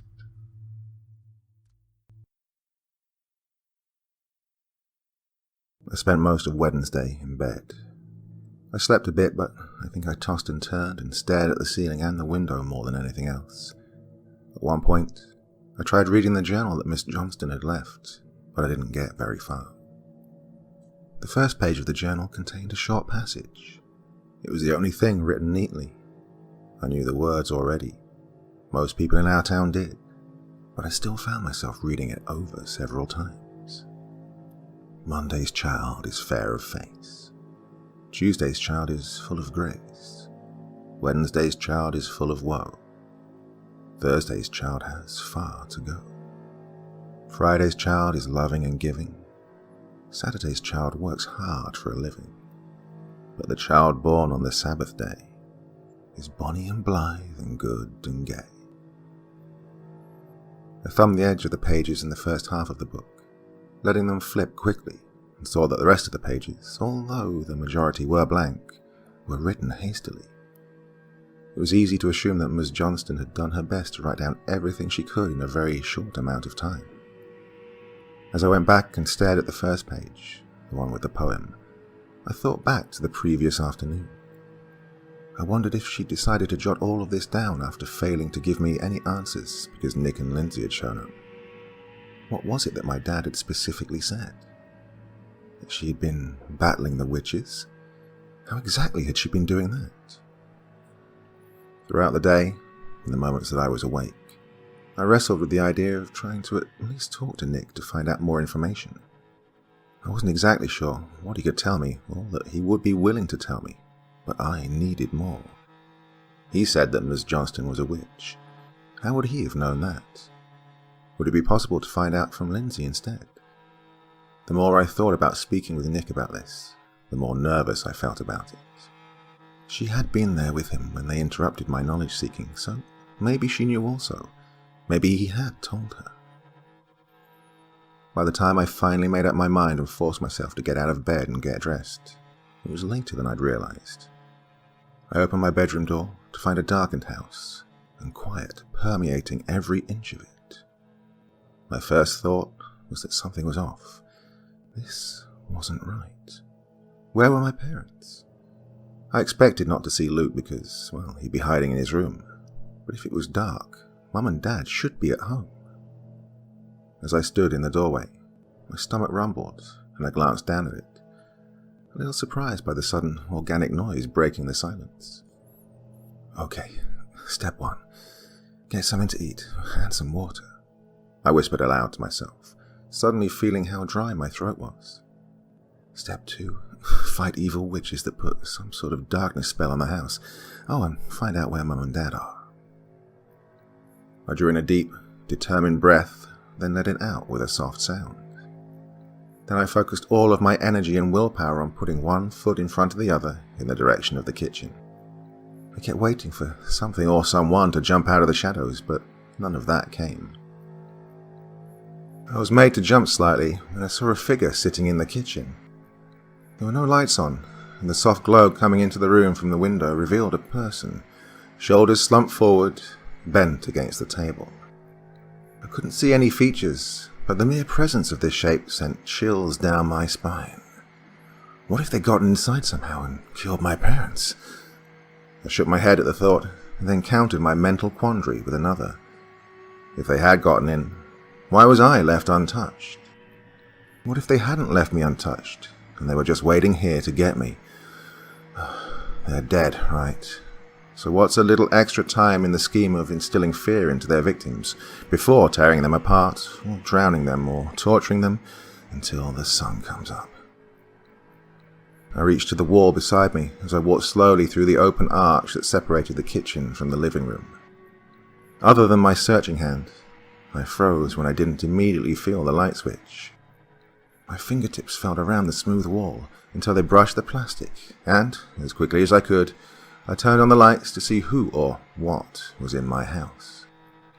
I braced myself for something gory or terrifying, clenching my eyes shut for a moment and waiting for whatever it was to bolt up and attack me after I startled it with a change. Nothing happened. I opened one eye and then the other, immediately and spontaneously relieved, confused and embarrassed. It was Luke. "What in the hell, Luke?" I called to him in a voice just above a whisper. He was slumped over the table, but stirred when I spoke. Slowly he lifted his head up and sat upright. I saw his shoulders shift as I heard him sigh deeply. I didn't wait for him to turn around. I moved quicker now and walked over to the table and stood beside it, in front of him. He looked up at me without a word. Where his eyes should have been white, they were bloodshot, and dark rings hung in the skin just below each. His gaze was distant, and I got the impression that he saw me but wasn't really seeing me. It was sort of like when you're looking at something far off and notice someone or something approach you, but you're still focused on something in the distance. I placed my hand in front of his face and snapped. He didn't flinch or jump, but just calmly looked me in the eye. "You're up," he said in a hoarse voice. "Where are Mum and Dad?" I asked. He shrugged and answered, "Upstairs, in bed." I looked at him quizzically, wondering why they would already be in bed. My eyes narrowed on his for a few seconds, and then I turned my head to look at the bright green numbers on the stove. It was 1:42 a.m. "It's... what?" I asked, no one in particular. Definitely not my brother specifically. He seemed to take it upon himself to answer, though. "You slept like all day," he said with another sigh and stretched his arms above his head. I slid into the nearest chair and stared at the clock in disbelief. There's no way I'd been out for the entire day, was there? In my periphery, I saw Luke slide something from his right over to in front of me. "Here, Mum left you this." My attention shifted back to the table, and I looked at him and then at the small piece of paper he'd placed in front of me. It was from the little notepad that Mum used to leave messages and make grocery lists. I read over it quickly and easily took in the simple message of her telling me that, in case I woke up hungry before the morning, there were leftovers in the fridge for me. She'd hoped I was feeling better by the time I read it, and told me that she loved me. She really knew me well, and I couldn't help but crack a lopsided grin at the thought of her knowing my stomach would likely be my first concern upon getting up. A gentle but urgent knock on the back door pulled me from her sweet words into the present setting. Luke got up and opened it before I could do much to protest. His name was halfway out of my mouth when I heard another familiar voice. My panic subsided abruptly, and I watched Luke lead Nick and Lindsay into the kitchen and to the table. Luke returned to his seat, and our guests each took a seat in the empty chairs, Lindsay to my left and Nick across from me. We were all quiet for a few moments, and I absent-mindedly pushed the paper in front of me around. Without asking, Lindsay took the note and read it. For a brief handful of seconds, I was comforted by the gesture, proving that we were so close she didn't feel like she needed to ask. I realized then that I'd been worried about our friendship with what had happened the previous day. But perfectly on cue, my stomach growled again and her eyes shot from the paper she held to me. "You haven't eaten yet," she said. It was more of a statement than any type of question, and as I shook my head, she stood back up, pausing to tap the table with her finger. When Nick looked up at her, she gave him a forceful expression with both eyebrows raised and pointed to Luke and then me. I remember thinking that she looked so much like her mother in her silent command to him. He nodded solemnly at her, and she left the table to go to the refrigerator. I didn't even have to ask what she was doing. I knew she was getting the leftovers. If she had to shove them down my throat, she would, just to make sure I had eaten. That was just the type of person she was. Even from a young age, Lindsay was motherly and nurturing to everyone, no matter if they were younger or older than her. That was a trait that had actually gotten her into a handful of arguments and almost fistfights, if not for Nick looking out for her. When we weren't getting picked on ourselves, Lindsay would find ways to get in hot water with other kids by foiling their bullying or teasing of almost anyone else. Not only was she kind, but she was feisty as well, letting her mouth run away from her often, typically against people that I thought we should avoid. Nick cleared his throat and straightened his back, preparing himself for what he had to say. When he spoke, his tone was flat and unfeeling. "Daniel's dead." "What? When?" I found myself blurting out. "Maybe a half hour ago," he responded. He opened his mouth to say something else, but upon not finding the words, he closed it again and shook his head. I watched his facial expressions change as his thoughts churned, but it wouldn't be until years and countless therapy sessions later that I would understand. He was probably feeling horribly conflicted at that moment. He'd just lost a friend, but at the same time, that meant that, at least for one other day, he and Luke were safe. Daniel was Thursday's child. I didn't know him very well, but everyone knew that he was the youngest of 3 kids born to a family that had high standards. His parents owned several businesses in town and were very successful. His older siblings had both already left for college, one aiming to be a lawyer, the other an engineer of some sort. It was the typical story of expectations being high, but the baby of the family is the screw-up. The year prior, he'd been busted for drugs and had even done a stint in some rehab in another area of the state. He had a strong standing in the social hierarchy at school, but he didn't really excel at anything, not schoolwork or sports or anything else. He was mediocre at best, with a smart mouth and a penchant for getting what he wanted from almost anyone, except his own family. I'd never really thought about the stress that might cause him, but his situation was dire enough, apparently, for the witches to think that he had far to go. And in the years since this happened, I have wondered sometimes if that meant he had possessed potential to do greater and better, but just never acted on it. I like to think that, if he had survived Black Week, he could have been an incredible adult, or at least found his way and his calling. The microwave beeped, and Lindsay returned to the table, setting a plate and fork in front of me, with a single demand of, eat. She sat back in her chair again. Despite feeling awkward about being the only one eating, I began shoveling food in my mouth. I knew I was hungry before, but smelling the food in front of me put my body into some sort of starving overdrive. You owe her an explanation, Lindsay said sternly to her brother. Everyone had been quiet for a while, the only noise being my fork against the plate. As I took another large bite, I glanced from Lindsay to Nick, with an eyebrow raised. He frowned and shifted in his seat, obviously uncomfortable with whatever she was talking about. When he didn't say anything still, she pushed him further. Now! Okay, I will. Let's let her eat first, he told his sister. I finished the food in my mouth slowly, feeling painfully aware of the awkwardness of my eating when no one else was. I set my fork down and swallowed. See, now you made her too self-conscious, you ass, Lindsay said to him, and then turned to me. Keep eating, please. From what Luke told us, you haven't eaten in over 24 hours, and you're not very pleasant when you're that hungry. My face contorted into one of mild annoyance or frustration, but I knew that she was right. When I got hungry, if I didn't eat, I got cranky and bitchy. Whatever explanation Nick was supposed to give me would only go better if I wasn't pissy to begin with. I huffed and picked up my fork to push some food around on the plate.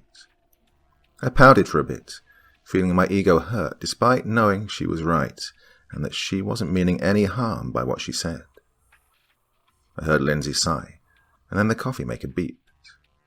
In my haste to fill my stomach, I hadn't even noticed that it was going, brewing up a pot of go juice for us. She stood and told Luke to help her with the coffees. He obliged, and as he got out of his chair, his sweatshirt shifted enough for me to notice something on the flesh, just above his collarbone. What's that? I asked him. He only glanced at me and shrugged before going to Lindsay's aid. It's this, Nick answered me. I turned to look at him, and he pulled his own shirt down and to the side, showing off his bare shoulder. There, I saw a symbol of some kind that looked like it had been burned into the skin. It wasn't in the same location as Luke's, but it appeared to be the same pattern from what I glanced at on my own brother. What is that? I asked, before finally putting more food in my mouth. It's a brand. Their brand, he answered with sadness. Their victims are always marked.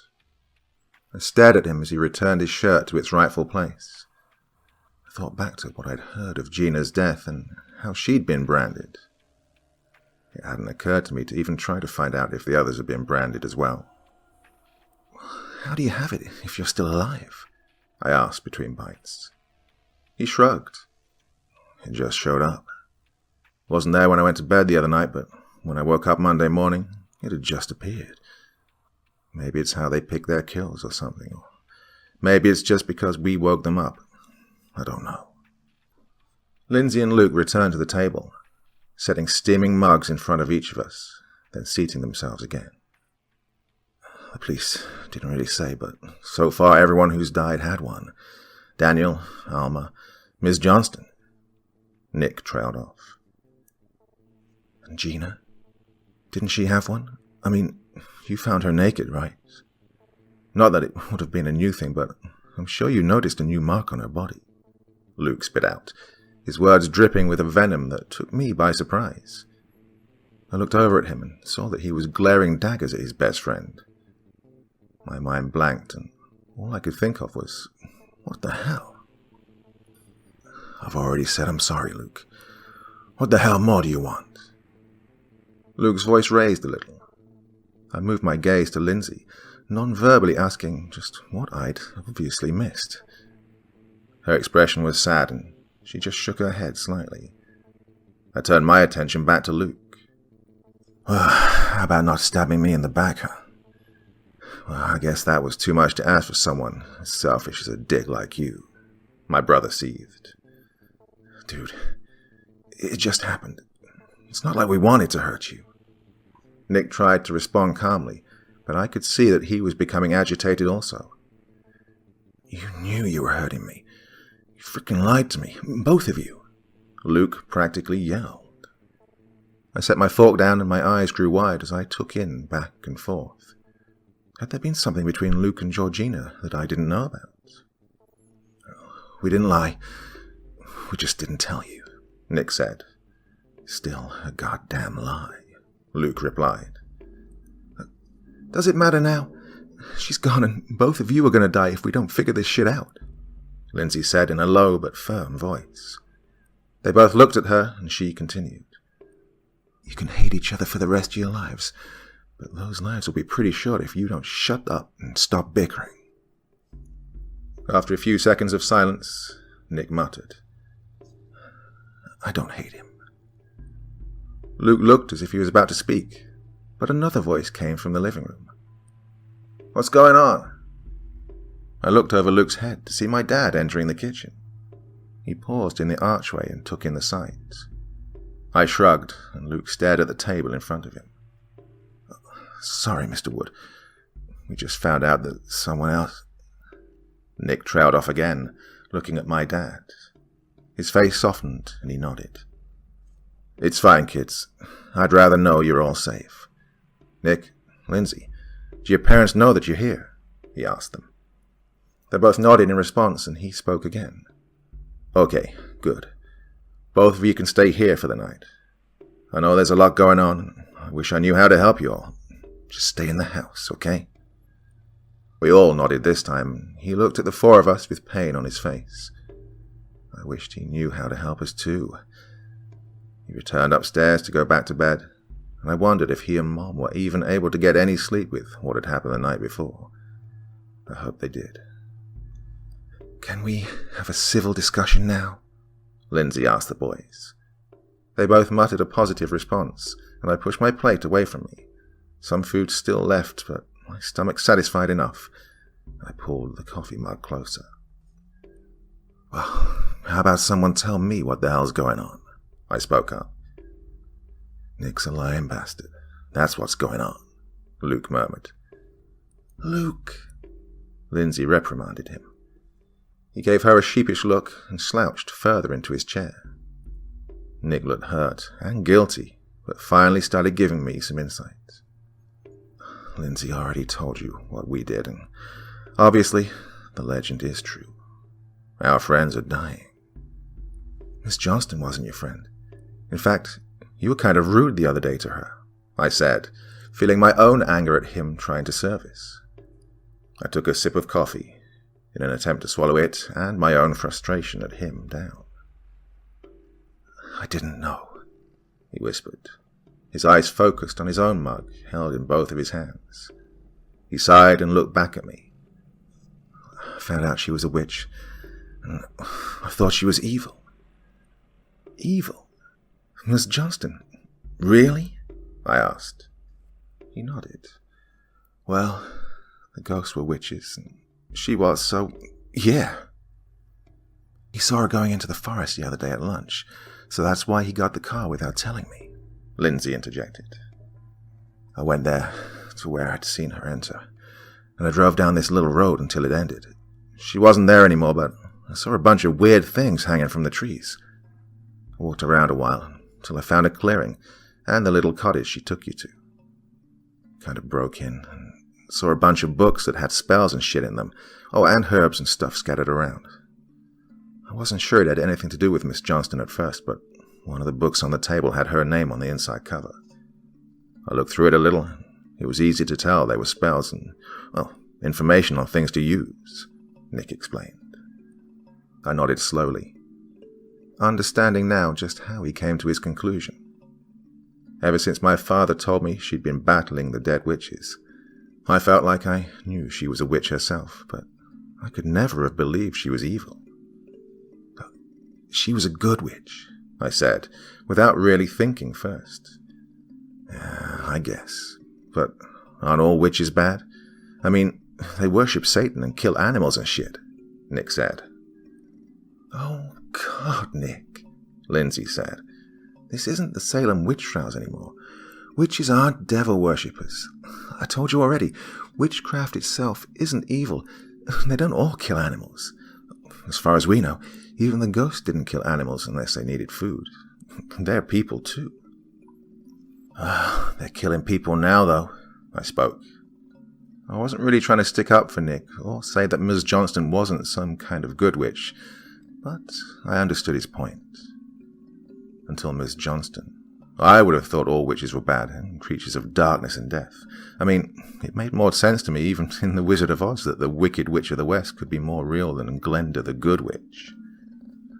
They were also murdered themselves.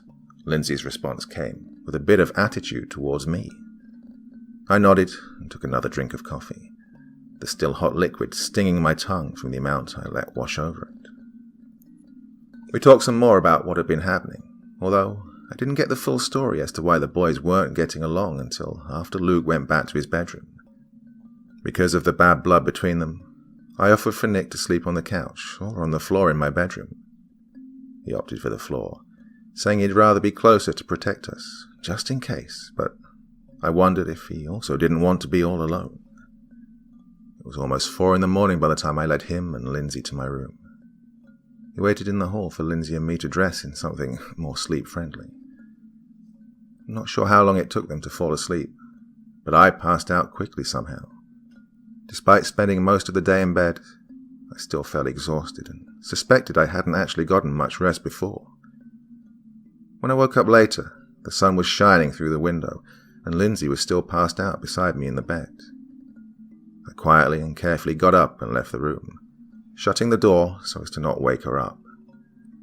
I found Nick in the kitchen, sitting in the same chair he'd been sitting in before. He had a glass of water and the book Ms. Johnston had left for me in front of him. "Excuse me?" I asked, sarcastically, feeling as if my privacy had been invaded. Nick looked up at me and quickly spoke. "Oh, I'm sorry. I couldn't sleep much for a while and was looking for something to read or do. I found this and I was curious. Have you read through this yet?" I slid into the chair nearest to him. "No, just the first page with a poem. I think she wrote this specifically for you. She talks about the legend and even references some books by title. In one part she says that you can find answers and help at her cottage and here." He moved the book in front of me and flipped to the back cover. "She even left this." I stared at what he was showing me, not understanding how I'd missed it before. It was a key, taped inside the cover, with the words, "Use it," written above. I looked at Nick with wide eyes, unsure of what to say. "Want something to drink?" he asked, before I could process my own thoughts. Yeah," I answered, looking back down and using my fingernails to carefully lift the tape and pull the key loose. As he stood up and went to get another glass, I added, "Hey, shouldn't I be the one getting you stuff?" He let out a small laugh, and I stood up, setting the key on the table before joining him deeper in the kitchen. I took a pitcher of iced tea out of the fridge and poured some into the glass he'd set on the counter. "Want some?" I asked. He nodded and retrieved his glass from the table, then dumped the water in it into the sink and set it next to mine. I paused before pouring any and took the opportunity to ask, "What's going on with you and Luke?" The tiny amount of joy that he'd been holding fell, and I could have almost heard it shatter. I felt bad for bringing it up, but I still wanted answers, and with him alone, I felt like this was the best chance I would get. I poured his tea and set the pitcher on the counter. He picked up his glass and nodded his head toward the table. I followed suit, and we returned to sit. Luke really liked, he corrected himself, Gina. This past summer, though, Gina and I started having feelings for each other. We knew that Luke would be upset, so we didn't say anything to him. But Lindsay even knew that you all were almost dating or whatever, I said. Yeah, but no one else really did. If anyone ever suspected anything, we just laughed it off and claimed that all three of us were close. We made sure we didn't go on dates where we'd be seen, spent more time with Luke than alone. We just didn't want to hurt him, but, well, we also started falling for each other, he said. How did he find out? I asked, taking a long drink of the cold tea. I was really upset about Gina, and he was complaining about how we would never get the chance with her now, and I snapped at some point and said something about how she was my girlfriend and it was more of a loss to me than to him, Nick said. His eyes were trained on the table in front of him. I could hear his voice hitching occasionally, tears threatening to start falling from his eyes. I got up and wrapped my arms around his shoulders, giving him a comforting hug. Moving in on my sister now, too? Luke's voice came from the doorway, and I stood up in an instant. You know what, Luke? Shut the fuck up. I've had enough of your shit. Just get over yourself. I spat at him. Immediately after the words left my mouth, I was surprised at myself and felt a small pang of guilt for being so harsh. Luke glared at me for a long moment and then walked away. I wanted to call out to him, to apologize for being so brash, but I found myself unable to move or speak. After his steps faded as he went up the stairs, Nick coughed. You didn't have to do that. He's your brother, you know. I know he's hurting, Nick said. I whipped my head around to look at him. The guilt and shame he felt were apparent in his posture and all over his face. He's never been much of a brother to me, I said with an exasperated breath and sat back down. Quickly wanting to change the subject, I asked, So, you think you and Lindsay want to go with me? He looked at the key I held up, pinched between my fingertips, and nodded. We waited for Lindsay to wake up, and then as soon as we were all dressed and ready to go, we piled into the Forerunner and set off for the cottage. It wasn't a long drive, but amidst the extended silence between the start and stall conversations we were trying to have, it felt like a lot longer than necessary. We didn't have a plan past seeing what was in the cottage. I flipped through the pages occasionally on the way, skimming over different passages. There was one toward the end that seemed incomplete. It taught about a spell or ritual of some sort. Miss Johnston either forgot or didn't have the time to describe what it was, or even finish it, but I hoped we would find more information. The key fit into the lock smoothly, and I pushed open the door for a second before leading the other two inside. We were greeted immediately with an open area that had no barrier to the kitchen at the back. To the left, there was a small sitting area with a couch and 2 armchairs. To the right was an entire wall made into a bookshelf, lined with books of various ages. There was a table in the center of the room, complete with books piled haphazardly on it. Some open, others closed. Before getting down to any business, we opted to look around the place and get a sort of layout of the cottage. We found a single bedroom and bathroom down a short hallway on the opposite side of the sitting room, but that was it. It was small and quaint, clean aside from the cluttered books. It seemed fairly empty once you passed the room with a bookshelf. There was a bed, made up with sheets and a quilt in the bedroom, but there were no personal items to accompany it, or in the bathroom either. Do you think she lives somewhere else? Nick asked. Yeah, probably, I said with a shrug. I think... Lindsay began, but was cut off by a loud thud that came from the front porch. We all shared a look, and Nick moved to open the front door. His gasp made Lindsay and I rush over to see what it was. After seeing the mutilated turkey just outside the door, I immediately had to turn and keep myself from vomiting. Lindsay made gagging noises and did the same. I'll move it, Nick said, and stepped outside. I didn't turn to look, but heard him dragging the hefty bird off to the wood and through the grass. He stopped abruptly when we all heard laughter coming from somewhere outside. I slowly turned to face the door and took a single step through the threshold. Lindsay nudged me so she could stand beside me outside. It didn't take long for us to see something standing a few feet on the other side of the car. The person approached with careful steps until they were in full view. It was Luke, but there was something off about his appearance. "What are you doing here?" Nick called out to him, dropping the bloody bird where it was and walking back to the porch without taking his eyes off of my brother. Another laugh sounded from him, a strange tone of two voices mixed as one, and then he spoke. "This one has so much rage. It's delicious." "Nick?" Lindsay called out to him, drawing his name out for an extra second. Luke continued to advance, taking something out of his pocket as he did. Nick walked backward to the porch, matching Luke's speed, but we were all taken by surprise when Luke suddenly darted forward, running at full speed. As he ran, his form seemed to glitch somehow, and I saw the image of one of the witches for a split second before seeing my brother again. Nick's ankle came into contact with the bottom step, and he fell on his butt. Luke, or whatever was possessing Luke, came to a sharp stop at the bottom of the stairs as Lindsay tried to drag her brother up onto the porch. He didn't just stop, though. It was like he hit a wall and was stopped by something unseen. It knocked him back a few steps, but he only returned, banging a fist on something invisible. This only served to upset him, and he let out an angry roar that turned into a smirk.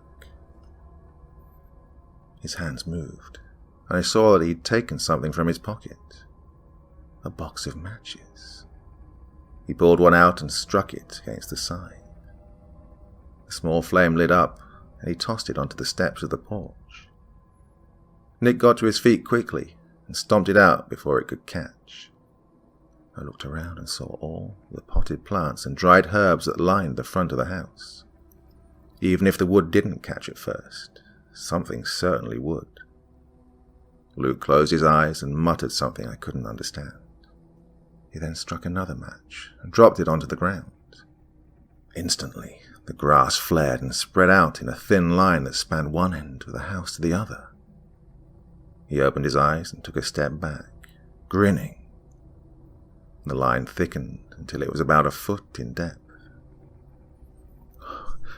"We have to find a way to stop them," Lindsay said frantically as she started coughing. I watched as she fell to her knees, acting like the breath had been knocked out of her. Her body shook as she continued to cough and sputter. I couldn't understand what was happening. There wasn't much smoke coming toward us, and Nick was closer to the fire in the yard than she was. He rushed to her side and beckoned me to help with his eyes. I nodded to him, and we all but dragged her back into the cottage and onto the couch. Her choking coughs calmed a bit, and she took gulping breaths. "Go find something," Nick urged me. "Like what?" I answered, freaked out over what was happening. "I don't know, just something. Until Luke leaves, I don't think we can," he answered.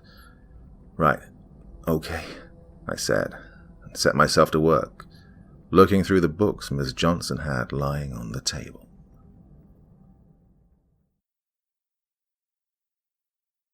I wish I could tell you that there was some big showdown where we saved Luke from being possessed. The simple fact is that there was no such thing. I'm not sure when he left, but he did leave the cottage of his own accord. Well, either his or the ghost's. I'm still not sure. We were there for hours, and somehow, while Lindsay and I were engrossed in the various books and notes, Nick fell asleep on the porch. When we asked him how that happened, he said that he wasn't sure. He didn't even remember falling asleep or feeling tired enough to be able to. When Lindsay went to check on him, she woke him up, and they discovered together that Luke was gone. Once the sun began to set, we knew that we needed to head out and get home before our parents started to worry too much. I still felt confused about the entire situation, and hadn't really found much in the way of answers, like Miss Johnston had claimed that I would. It wouldn't be until much later that I discovered what she was referring to. When I was there with Lindsay, we concentrated on the spellbooks and notes that Miss Johnston had left out in reference to banishing the ghosts. She was trying to find a way to banish them for good, but it seemed she was still coming up with nothing solid for that. We did discover 2 earmarked spells and rituals that could banish malevolent spirits, but they were focused on specific buildings, such as a home, and didn't seem promising for ridding an entire town of the beings. I would discover, after everything was over, the history books and old journals that give first and second-hand accounts of the legend and the trouble the town had seen before. We still hadn't completely settled on a solution, but we picked a few books to take home with us. We divvied up the books and agreed to both spend time that night going through them and to try and get our best sleep as well. I wasn't sure just how much to share with my parents, so I only told them that I'd spent the day with Nick and Lindsay. They asked if Luke had joined us at all, and I told them that he hadn't. He was upstairs by the time I got home. Although being under the same roof as my possibly possessed brother made me uneasy, I did my best to not let that on outwardly, so as not to worry Mum and Dad, but I also didn't go check on him or say hi or anything. In fact, I mentally begged whatever force there was in the universe that I wouldn't even have to see him at all, at least not for the rest of the night. Dinner was quiet, and I'm sure that my parents could tell something was going on, but they didn't press. I was inwardly yelling for joy when Dad informed us that Luke didn't want to come down from his room and had said that he wasn't hungry. Curiously, I asked if he was okay. I was met with a frown and a shrug from Dad. Mum, on the other hand, spent dinner glancing toward the stairs with a worried look on her face. In the end, she took a plate of food up to his room, something unheard of in that household, and returned empty-handed. She still looked worried, though. I wished I could have told her that everything would be okay, that I was working on a solution for the town's problem, but I had no idea how they would take that. And I still wasn't sure. I didn't think everything that was happening was absolute insanity. I don't remember when I fell asleep, but I found myself waking up to the sunlight, books strewn around my bed, my right arm a mess of painful tingles and numbness, and a stiff neck. As I walked to the bathroom and prepared to get in the shower, I hoped it was all worth it. The hot water gave me a comfortable shiver down my spine as I stood there, letting it wash over me and my thoughts. No matter how soothing the moment should have been, I couldn't completely calm down and let go of my stress and concern. It was a new day, Friday, and that meant another victim to be discovered, a new person to have lost their life because some asshole in the past couldn't deal with people being different and felt the need to blame someone for his son's own sleep problems. I understood that back then sleepwalking was a mystery, but to go to the lengths that Thomas did, the very thought made me sick, and I found that I couldn't hate witches for wanting revenge. I did hate them for spreading their curse to the entire town, and not just his descendants or something along those lines. Even now, I feel the same. It's not that I condone the violence that they used, or the killings, but it would just make more sense if they targeted specific lineages. It would also have possibly made it easier to protect whoever was in danger that way. After spending several minutes wishing that I could stay in the shower forever, I forced myself to get out. I dressed quickly and called Lindsay and Nick from the phone in the kitchen. Lindsay answered, and I could tell by her energetic tone that she was well past the first cup of coffee for the day. "Slow down. Unlike you, I haven't been caffeinated yet," I said, trying to quell her rambling. "What? I've been up since 5. How can you sleep with everything going on?" she blurted out. I rolled my eyes. "Oh, fitfully and with great difficulty," I answered sardonically. "Get coffee started. I'll grab Nick, who also managed to sleep somehow, and we'll be over in like 5 or so." Her answer came with rapid-fire words. She definitely didn't need any more bean juice for a while. We hung up, and I did as she instructed. "I was about to anyway," I murmured to myself, making sure the empty kitchen knew that I wasn't just doing what I was told. As the coffee brewed, I retrieved the books and notes from my bedroom and set them on the table. There was one specific book that I wanted to share with my friends. It contained a couple of spells about banishing spirits that I thought and hoped would be helpful. Lindsay and Nick showed up at the back door almost 10 minutes later. They entered the house, Lindsay with bags under her eyes, but caffeine-based energy coursing through her veins, and Nick looking tired and worn out. She apologized for taking so long, citing Nick not wanting to get moving. Nick and I shared a look, and he shrugged, rolled his eyes slightly, and shook his head, telling me that he had no words for his sister's current state. I nodded in response, and pointed to the coffee maker, pot still mostly full. He looked relieved, and went to fill up a mug while Lindsay and I took our seats at the table. "Oh, hey, get me some of that too," Lindsay called to him. "No, you have any more and you might explode." "Wait a bit first, Energizer Bunny," I told her. She harumphed and frowned at me, but didn't push it. At least there was one tiny battle that I'd just won. Once Nick joined us, we began going over the different information and spells that we'd uncovered. We also began to talk about an actual plan, and were so enthralled in our conversation that none of us heard the footsteps coming down the stairs or toward the kitchen. "What's going on?" Luke's voice came as a shock, and I almost fell out of my seat. Actually, I did kind of fall out of my seat, but it was a horribly awkward and ungraceful set of movements that crossed tumbling from my position and moving quickly to get further away from my own brother. I'd been the closest one to the doorway, and therefore Luke, and my first instinct was to get the hell away. The result had me standing behind Nick, who'd been to my right. Luke stared at the three of us, and we all returned his gaze. I can't speak for Lindsay and Nick, but I know I was wondering if he was really Luke now. If he wasn't, then my mind was screaming that we were screwed. He and whatever could possibly be possessing him would have made their way into my house, and there was nothing I could think of quickly enough to protect us from him at such a short distance. I felt my muscles relax a little, though, when I saw his confused expression. "He doesn't remember," I commented aloud. "Remember what?" Luke asked. He was oddly calm and looked even more tired than before, something I wasn't sure had been possible. Lucy, Nick, and I all shared glances with one another, apprehensive about the interaction and what we should tell him. Once we all silently agreed with nods, Nick began to explain the previous day to Luke. His expression was a mix of disbelief and what I interpreted as numbness as Nick spoke. When he finished, Luke broke down and began apologizing and crying, hiding his face in his hands. Unsure of what to really do in this situation, we just gave him half-hearted reassurances and told him it would hopefully be over soon. After a strained 15 or so minutes, we went back to working on our plan.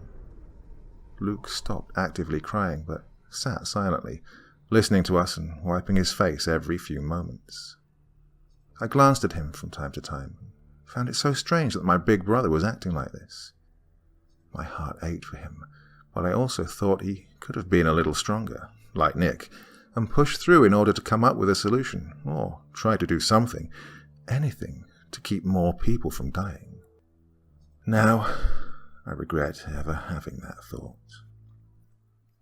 We spent the rest of the day offering ideas to one another and shooting some down completely. Hours passed by and Luke still remained quiet for the most part. I think he was actually feeling bad for attacking us, and he took it upon himself to keep the coffee coming, something that Lindsay was more thankful for than Nick and I, and even got us a snack at one point. I honestly can't even remember what we had now, no matter how hard I try to recall that small detail. I can easily picture Lindsay's face, how it lit up when Luke placed a steaming mug in front of her, and how Nick and I groaned. In my mind, I can still see the clock with its hands indicating it was 3:24 p.m. when we came up with our final plan. I even remember the exact shape and placement of the paper cut I received when turning the page too quickly. But I can't remember what we ate, or how we prepared for our little quest. I can't remember if we stopped to get gas or not, or even what all the stores we went to in order to get supplies. Before I realized it, the four of us were driving amongst trees and no longer on a real road. The path was almost non-existent and barely large enough for the SUV. Nick had already explained that we would be taking a different course than they did the night that the day Ryan witches were summoned. Instead of walking most of the way, we would be driving to the lake and parking, and then walking after that.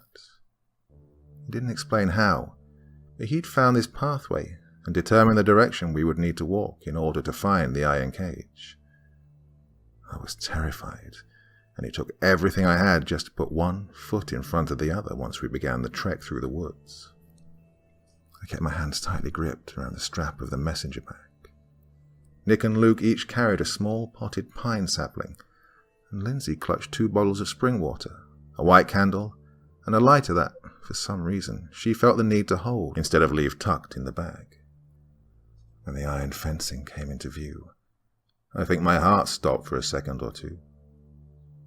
It was uglier than I'd imagined, with its twisted bars arcing from the ground to meet in the air.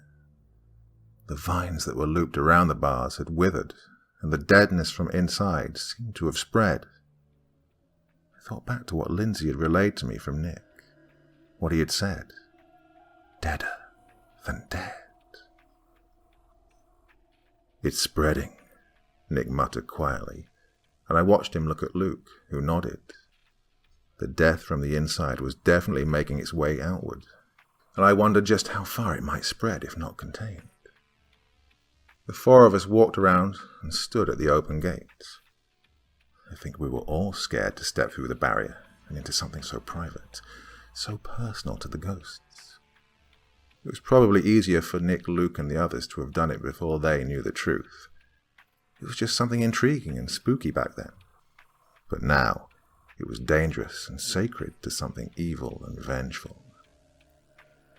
We have to get this done, Nick finally spoke.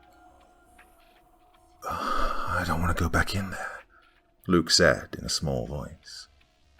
It reminded me of when we were children, and he'd got scared of the funhouse at a carnival. I hadn't been afraid, and found the hall of mirrors, the random blast of air, or the room with the floors that shifted as you walked. I found it all absolutely fascinating and fun. I suppose that even back then, I was a little braver than my older brother. Sometimes I still wonder if I should have been born first and looked after him, instead of wanting him to look after me. The girls will. You're going to help me with the trees, Nick answered. He and Lindsay shared a look, and Linz gave him a determined nod. I followed her silently inside. Just as had been described before, all sound ceased once we were inside. It was, for lack of a better term, as silent as the grave. I didn't take more than a few seconds to glance around before I took the water bottles from Lindsay and handed her the small packets of poppy seeds from my bag. She tucked them under her arm and then walked to the headstone. The large white candle was set on top of the stone, and then she lit it without a word. We watched with bated breath as the flame flickered a few times, threatening to go out in a wind that we couldn't feel, but then steadied itself and stayed lit. She stood next to me, and opened the packets of seeds. I then handed her my bag and one of the bottles of water. She slung the strap over one shoulder, and we looked into each other's eyes as we both took a deep inhale. My footsteps made no sound as I approached the graves and opened the bottle. There wasn't even a sound from the plastic seal being broken. It unnerved me, but I pushed my brain to focus on the task at hand. I began to pour the water over the ground, and once the first bottle was empty, I dropped it down and turned to Lindsay. She tossed me the second bottle, and I cracked it open, again soundlessly, and began to continue saturating the dirt, this time while speaking the words I'd memorized only a few hours before. I forgive you. Don't harm me. Don't haunt me. I was suddenly cut off by my breath being knocked out of me. I stumbled backward and fell hard on my butt. "Cecily!" Lindsay yelled. Her voice was muffled, as if she was far away. Laughter began. A laughter that I recognized as being multiple dead voices. "The seeds!" I yelled back, hoping she heard me. Something invisible knocked into me again, and I felt myself struggling to catch my breath. I fought to stand up. It felt like a thick blanket was tangled around me, soaked and heavy and bearing down on me. It was one of the strangest sensations I've ever felt, like cold was penetrating every part of my being, all while the very gravity surrounding me was intensifying. As I pushed through the force, I saw her begin to spread the seeds over the entire caged area. I saw our brothers just outside the gates, which had somehow swung closed without a sound. They were trying to open it back up, but failing. I caught Nick's eye for a second, before his attention was torn to his sister. I followed his gaze, and saw her being lifted into the air. In an instant, the ghosts flickered into being, revealing themselves to us. 5 of them stood around Lindsay, holding their arms above their heads, keeping her off the ground. 2 more on me, a ghastly sight that would have stolen my breath if I'd still been able to breathe. Each had a hand thrust into my chest, their forearms vanishing into my body. I felt a squeeze, and then a sharp pain from the inside. I knew that their fists were clenched around my lungs. They released me, and I fell to my knees, gasping for the air that I so desperately needed. It stung in my chest and hurt, all while bringing life back to me. Lindsay screamed. She screamed, and I couldn't move. They spun her slowly in the air, low enough for their hands to reach. They cut into her with the remaining black and sharpened nails on their fingers. I think I screamed too, and then all I knew was pain. It was blinding, causing bright flashes in my eyes as my face collided with the ground. Dirt ground against my teeth and into my open mouth. Sharp jolts shot like lightning through my ribcage.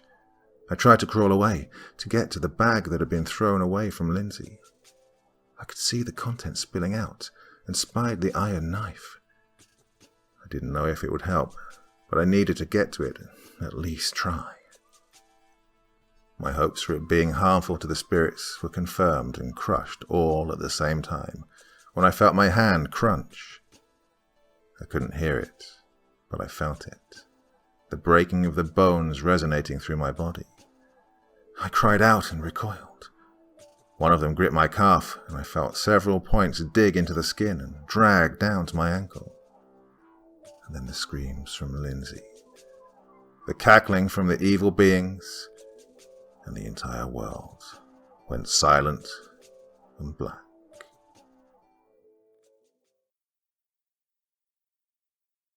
Sometimes I still find myself wishing that I'd never woken up after passing out. I was screaming and gasping for breath when I awoke.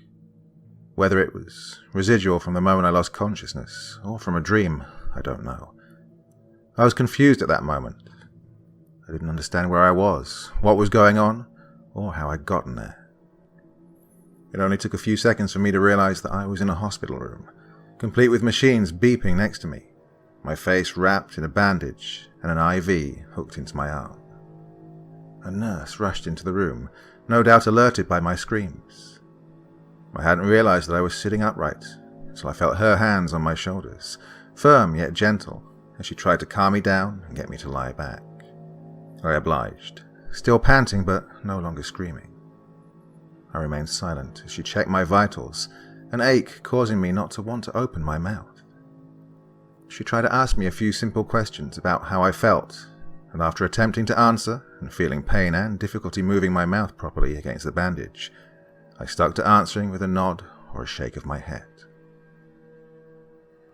Despite wondering what had happened and how I'd ended up in the hospital, the main thing I was concerned with was the fact that I'd woken up alone.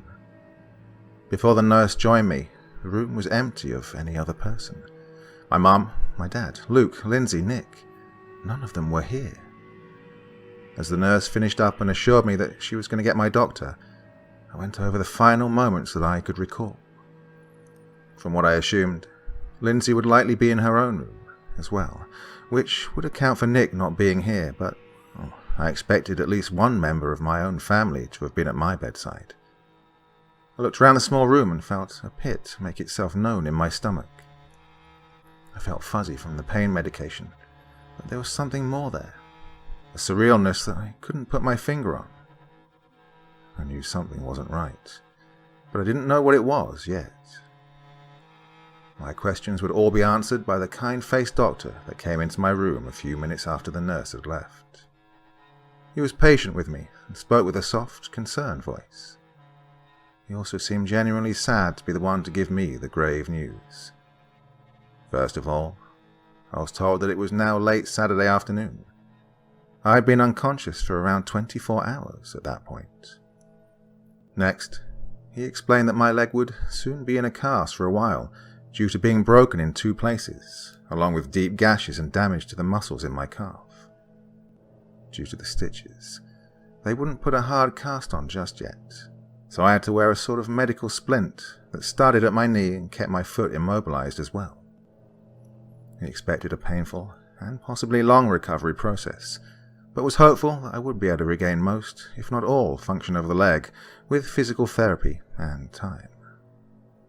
I ended up also losing my pinky finger on the hand that the witch had crushed, as well as having a cast from my knuckles to above my elbow. My jaw had been dislocated and would take up to 2 months to heal. In that time, I was to do my best to refrain from speaking and eating anything too difficult to chew. It was almost as if I was only now realizing my own body and the damage as he pointed each thing out. Then came the difficult part for him to say, and even more difficult for me to hear. Lindsay didn't make it, and my father was gone. The instant I heard about my father, all noise dulled, and I felt my entire body go numb. He couldn't be correct. There was just no way. I vaguely remember him telling me that my mother would be here soon, and if we had any questions, to let him know. In the time I was alone, I kept going over every possible reason as to why the doctor would have been wrong. I couldn't believe it, nor did I want to. It just couldn't be that simple. He couldn't be gone. There was just absolutely no way he was right. It was my dad.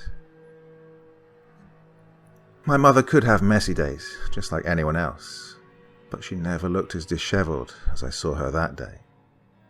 When she entered the room, it was obvious that she'd been crying. She looked more than just tired. She looked completely beat down, exhausted and broken. Just seeing her like that confirmed what the doctor had told me. I didn't even have to ask. She slid her hand in mine and I closed my eyes tight while they welled up with hot tears. "My baby," she whispered to me. Her voice was quiet, meek, and threatened to break with even just those 2 words. She was in pain, and it hurt me more than my physical injuries to see her like this. All of the weight of my failure hit me in a split second. The 4 of us thought we could get it done and fix everything, but we had failed. I had failed. "Luke?" I asked with great difficulty. My throat felt dry, and the word scratched as it came out. "Home," Mum answered, more tears threatening to spill. We sat in silence for a while. She fought back her own tears, and I could tell that she was trying to stay strong for me as she dried each of my own tears. She didn't ask questions. She didn't try to make me talk. I felt the sorrow of my father being gone now, but I still struggled with truly accepting it. I wanted to think that this was all just a dream, that I would wake up and find it was just a vivid, entirely insane nightmare. I still wish to this day, but I've come to terms with the tragedy that befell my family and that town. Nick showed up a few hours later, and the tears that had slowed picked back up as I was reminded of my best friend dying as well. Mom left us alone for a while, saying she was going to go home and check on Luke. She promised to be back soon for my discharge. I'd already undergone the minor surgery needed, and aside from aftercare, there was nothing left for the hospital to do. I wanted to go home, and my mum wanted me home. The doctor didn't even fight it, and agreed to discharge me. As I waited my mother's return and my release, Nick showed up and softly tapped on the door before poking his head through the narrow opening. I bid him enter with my good hand, and he shut the door softly behind him before taking a seat. I started, but he held his hand up to stop me. He nodded. "I know. I am too. How are you feeling?" "Hurt," I managed to get out. Even with the medicine in my system, it still ached to try and speak. Before he said anything else, I pointed to my jaw and the bandage around my head.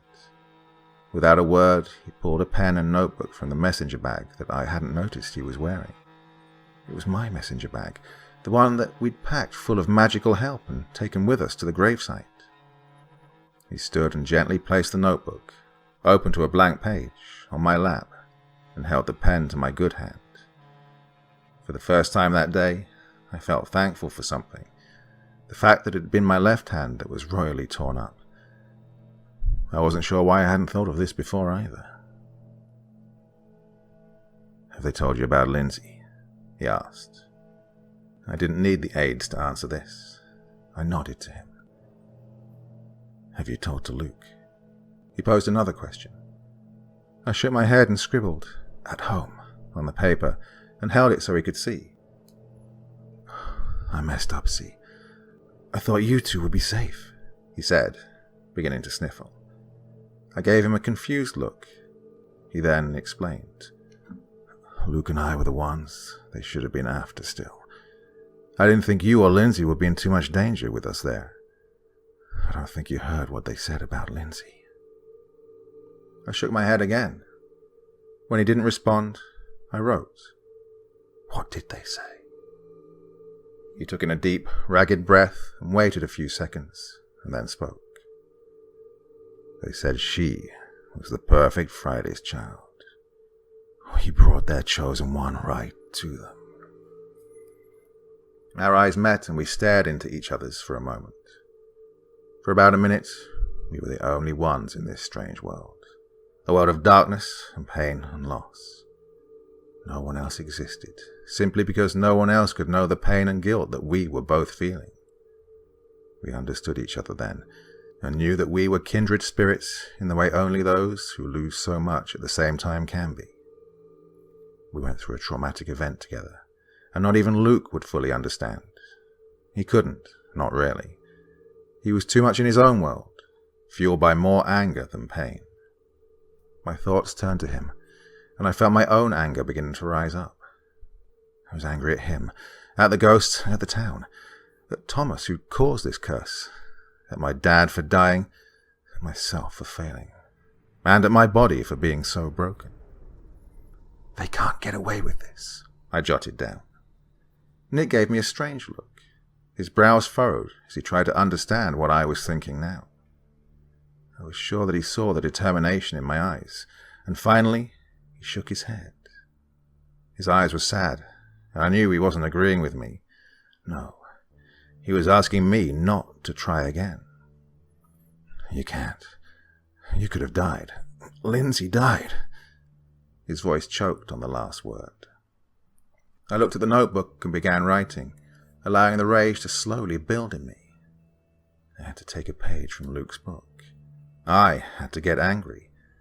This was the only way I would get through this and end it. It was the only way I could get my own vengeance and stop anyone else from getting hurt. Even if it killed me, I'd made up my mind in a matter of seconds. I would be going back, and I would go tonight, before Sunday came, before someone else could become a victim. I showed Luke what I'd written.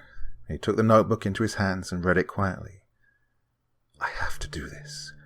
I can't let anyone's death be meaningless, not from this. I saw some preventative measures, and I'll go alone this time. I'll stop them if it kills me. He stared at the page longer than necessary to read the words. After a long few minutes, he looked up at me and searched my eyes with his own. Tears welled both in his and mine, and I mentally begged and screamed and pleaded for him to understand. This curse had taken away my father, my teacher, and now my best friend. It had taken my finger, maimed my body, and it was still after my brother and my best friend's brother, someone who didn't deserve to die. It had stolen too much from my life and the lives around me. Those witches had to be stopped. Nick nodded very slowly and set the notebook on his lap. I'll go with you, he said in a soft voice. I shook my head as vehemently as I was able to. He clenched his jaw and stared me in the eyes with his own anger and determination. He took his own stance and made it clear. That's not a question. A few hours later, after night had fallen, I found myself maneuvering my body, with a leg that was way out of commission, into the forerunner. Nick stood there, trying to aid me, but all I could do was snap at him and tell him that I had it handled. I didn't regret how harsh I was with him until later. It was easy to sneak out after reassuring my mum that I'd be all right, and spiking her a cup of tea with a painkiller that I'd been prescribed with. I was also sure to bring that specific medication with me, and had Nick supply a large thermos of strong coffee. I'm not sure how he was able to sneak out, and honestly, until now, I hadn't really thought about it. Even in all the time that has passed since this, I just never considered that detail. I wasn't sure where Luke was, nor did I really care. Last I knew, he was again holed up in his room, avoiding the world, and in my opinion, that was the best place for him right now. Despite his help the last time we attempted this, I couldn't guarantee that he wouldn't be possessed again, especially going there after dark, which is when the ghost seemed more active. Nick and I drove in silence to our first stop, the cottage in the woods. We needed to gather a few things that I was sure I'd seen there. Due to my leg, I ended up sitting in the running car while Nick ran inside to grab the specific items. It was unnerving, sitting there in the night, knowing that they could be lurking anywhere. I felt like a sitting duck. Shortly after Nick left me, I reached over and managed to turn off the headlights. I thought that maybe they could alert the witches that we were there somehow, and it would be a little safer without them. Next, we headed to the gravesite. When we'd gone there before, we'd chosen to bring 2 bottles of store-bought spring water with us. This time, however, Nick had prepared for this part of the ritual by finding a real spring and filling up 3-gallon jugs with the water. As we approached our destination, I went through the items he'd retrieved from Miss Johnston's cottage. There was fennel, 2 more white candles, a book of matches, some sticks of incense, and 2 amulets to be worn around each of our necks. The one I gave Nick to wear was what I now know is called a hamsa. It was a metal figure of a hand with an intricate design and an eye with a blue stone carved into the palm. The one I chose for myself was much simpler, and I felt drawn to it. It was a hollow, upside-down triangle with a purple stone placed in the center, affixed to each of the 3 sides. "Pretty," Nick said when I put mine on and positioned it over my clothes to sit against my chest. I glanced at him and wanted to answer with a smile, but found myself unable to do so. Instead, I gave him a small nod. The only part of our journey that I hadn't thought out was how exactly I was going to manage the walking portion. I'd been so concerned with finding and thinking of preventative measures in order to complete the ritual this time that my inability to use my right leg had been completely overlooked. Thankfully, I was the only one who'd forgotten. Nick tried to combat this issue by passing where we'd parked before and pushing the SUV through the brush and down a walking path. It was narrow, and the trees were frighteningly close at times, but he was able to get us much closer to the gravesite than had possibly ever been driven before. Eventually, though, we did come to a spot where it was impossible to pass in a vehicle. The most frustrating part was, it was short of the gravesite by maybe 100 yards. The instant I opened the door, I felt a cool breeze. It was unnatural and felt more like the cold breath of a sleeping giant. And that giant was hungry for us. I slung my messenger bag over my chest and used the car itself to get out and stand beside it. Due to my broken arm, I could only use one crutch, which Nick pulled from the back seat and handed to me. I put it under my armpit and began the frustratingly slow hike to the iron cage. I couldn't even hold a flashlight easily, so I struggled to use the light of the headlights we'd purposefully left on this time. I guess the last time we were here, Nick had felt that the few seconds it took to get the car started was 2 seconds wasted.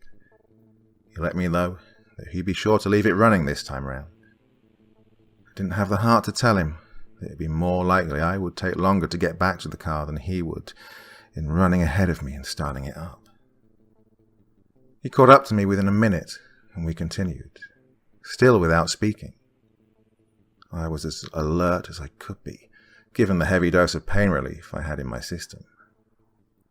A few times I felt myself begin to stumble, and Nick was right there next to me, his arms out, making sure I didn't fall down.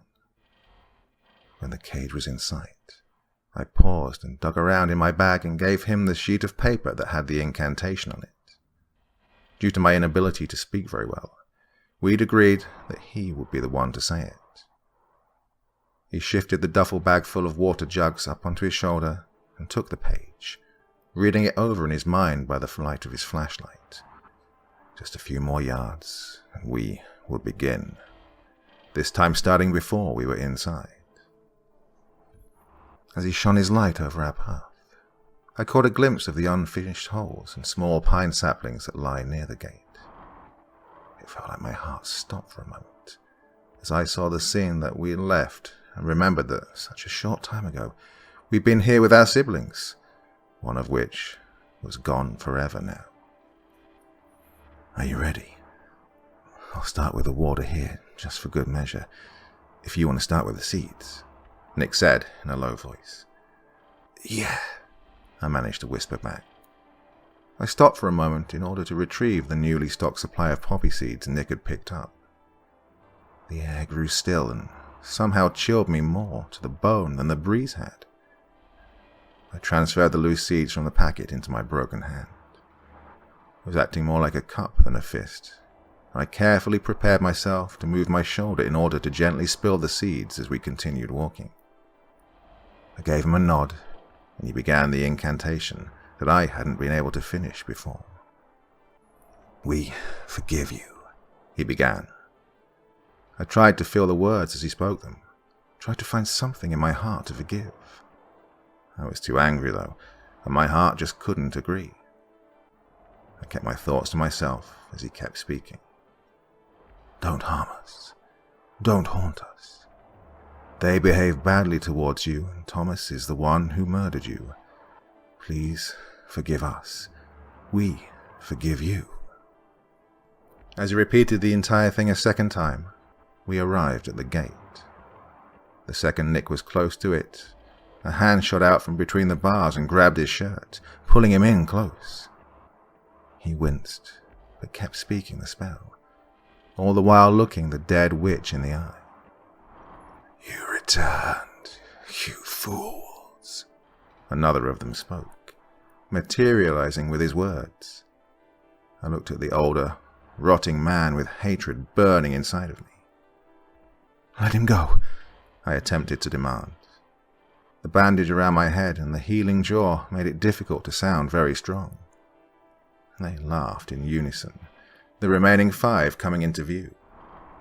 The once beautiful young woman, no doubt the original Monday's child, was the one grasping Nick.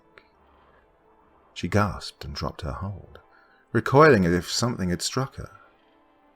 I saw a faint blue glow and immediately understood that she had come into contact with his amulet by the way she held her hand. After only a second, she lashed out once more, snarling like an animal. She lunged and made to grab for his head. My eyes shut tight, and I begged for her not to be able to touch him. "What is this?" I heard a booming voice echo around us. I opened my eyes to see the maiden on the ground, seemingly not back. A soft blue aura enveloped Nick's entire body, and he was looking down at his own glowing hands. His head turned, and he shot me a look. "You will not touch us. We only wish to help you and this town," I spoke. Pain shot through my face, and tears began to well up. I didn't want to help them. It was a lie. I just wanted to be rid of them. I wanted them to burn in hell. "You lie," a voice came from behind us. It was a familiar voice, an unexpected voice, a voice that would have brought me to my knees if I hadn't been propped up with a crutch. I felt my hand fall and the seeds tumbled out into a heap on the ground. "No." Nick's word came as a faraway whisper. Quiet filled my ears, and my breath stopped. I slowly shifted my weight and did my best to turn around and see who had spoken. I didn't want it to be true. I wanted it to be a cruel trick from the witches. I wanted to believe it wasn't possible, that it was too soon, too insane, just something, anything but who it really was. Although my wish for Nick to be unharmed somehow worked, my wish for it not to be Lindsay failed. She stood there, a similar visage to the cursed ghosts, with wounds that still appeared to be seeping blood, bones that bent at odd angles, and a face twisted with anger. "You let them kill me," she said. The ghastly echo of her voice matched that of the other ghosts, and it broke my heart. "No, we tried to stop them," Nick exclaimed, now turned to face her. I couldn't see the tears, but I could hear the pain and the crying in his voice. "Not you, dear brother. Her." She stretched out her arm and pointed at me. "I tried," I choked out. "You should have known what would happen. You were the one in there. You didn't complete the spell. You were the reason I died, you selfish bitch," she spat. My broken heart sank deeper, shattering more with every faint beat. "I was there too," Nick yelled at her. Now, when I think back on that moment, I can be so grateful that he stuck up for me. But then, all I felt was numb. "You tried. You were outside. She was inside with me," my dead best friend said. Her arm dropped back down to her side, and she tilted her head.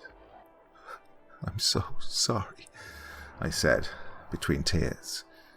Her arrival had stolen all of the anger and rage and hatred from me, replacing it with sorrow, heartache, and pain.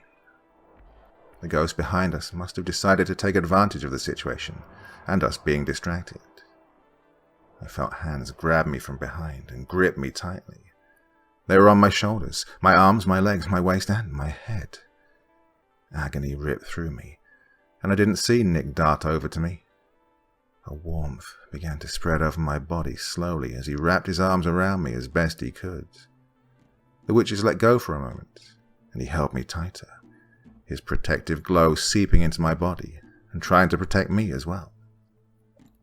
Through all of this, he somehow managed to get us turned around so that his back was to the ghosts and mine was to Lindsay. I clutched the back of his shirt with my good hand and fought back the urge to bury my face in his shoulder and cry. I saw the witches spread into a semicircle and begin advancing on us. The glow that had surrounded Nick before was very soft, but as soon as he tried to add me to it, it became duller. The semicircle morphed into a full circle as they closed in on us. "Hold on tight," Nick whispered against my hair, and I pressed myself into him. I felt myself lifted off the ground, and he used all of his strength to carry me between two of the ghosts and through the iron gate. The silence had been intense before, but now it felt heavy. He set me down against the headstone. "Hurry, the candles," he said. My mind had stopped working, but luckily my body responded. I pulled the 2 candles from the bag, and he set them up on the stone, one either side of waxy spots left by our previous attempt. I struggled to strike the first match, but it flared to life finally. I lit one, and then the other. "Here, spread these on the graves quickly," I said through the blinding pain in my jaw, and handed him some more packets of poppy seeds. He snatched them from my hand and ripped them open, while moving quickly over the resting places. I'm not sure if he noticed, but I watched in horrified silence as the ghosts passed through the gate. Even without holding on to me anymore, his aura was fading back into nothing. He was going to be completely unprotected soon. I looked around helplessly as they closed in on him. I was frozen and knew that it really was my fault that Lindsay was gone. Almost as if summoned inside by my thought of her, Lindsay appeared next to her brother. "You will not touch him," she screamed at the others. The force of her voice made them stop, and they seemed as if they'd come upon a physical barrier. "I forgive you. Don't harm me. Don't haunt me. They behaved badly towards you. Please forgive them. I forgive you," Nick chanted. He repeated it over and over as he finished spreading the seeds. The ghosts seethed and gnashed their teeth at Lindsay for a moment. She calmly placed her hand on Nick's shoulder and whispered something in his ear. He ran for the entrance, and I looked on at everything as he moved out of sight into the darkness. Losing their first choice, the witches turned their attention to me. "What about her?" one of them asked. Lindsay responded, "I don't care. She was never a good friend." Deformed and demonic smiles spread across their faces, and they began advancing on me. I dropped to the ground, my butt landing hard against the dirt. I cried. I couldn't do anything but cry and say, "I'm sorry," over and over. I was a broken child, less than a typical human. I deserved to die. Before I knew it, my eyes were shut tight, and I felt their hands upon me once again. I felt their touch burn my skin like an ice-cold fire, and I felt the pain from their deaths one by one in rapid succession. It was overwhelming, and I could do nothing but cry harder as their hatred tore through me. I'm not brave. I'm no hero. I should have died that night. My life did not flash before my eyes in an instant. It was drawn out, and the memories were all those I shared with Lindsay and my father. They melted into one another, blending with the sorrow and rage and pain that was being inflicted on me from the outside. Out of the entire experience, the single thing I learned was I'm not the hero, and this was not my story. This was the story of Lindsay, the kind and wonderful girl that I grew up with, the one that should have survived instead of me. This was the story of Nick, the caring and valiant older brother that did whatever he could to rescue others every chance he got. This was the story of a man who tortured and murdered innocent people, creating a curse on that town. That curse that wasn't fair to the generations after them. This was a story of how I should have died. But I didn't. I was rescued once more, again while I was unconscious. That was what I was good at, passing out and being a burden. I came to outside of the cage. Nick was there, as was Lindsay. He was shoving fennel into the lock on the outside of the gates, and I saw the ghost standing at the bars, yelling and cursing us, unable to break free again and unable to even touch the bars in order to rattle them in frustration, like the inmates that they once again were. Never have I forgotten the full story as to just how I ended up on the outside. I can only assume that Nick carried me out, but I don't know how he managed to even get to me that time. The thing I know for sure is he lost his ability to speak. His tongue somehow cut out by the horrifying cursed things that were finally shut off from the world again. I wish I could say that. I tried several times to find out the truth, but I didn't. Once awake, I did the best I could to help him complete the precautions and finish planting the pine saplings. He showed me only once that his tongue had been sliced and somehow cauterized more than halfway into his mouth. I gave him some of my pain medication on the way home. I'd love to tell you a story where I truly helped and we defeated some great evil, saving the town and its future. And the truth is, I can't. I can only share what I remember, and that's what I've done.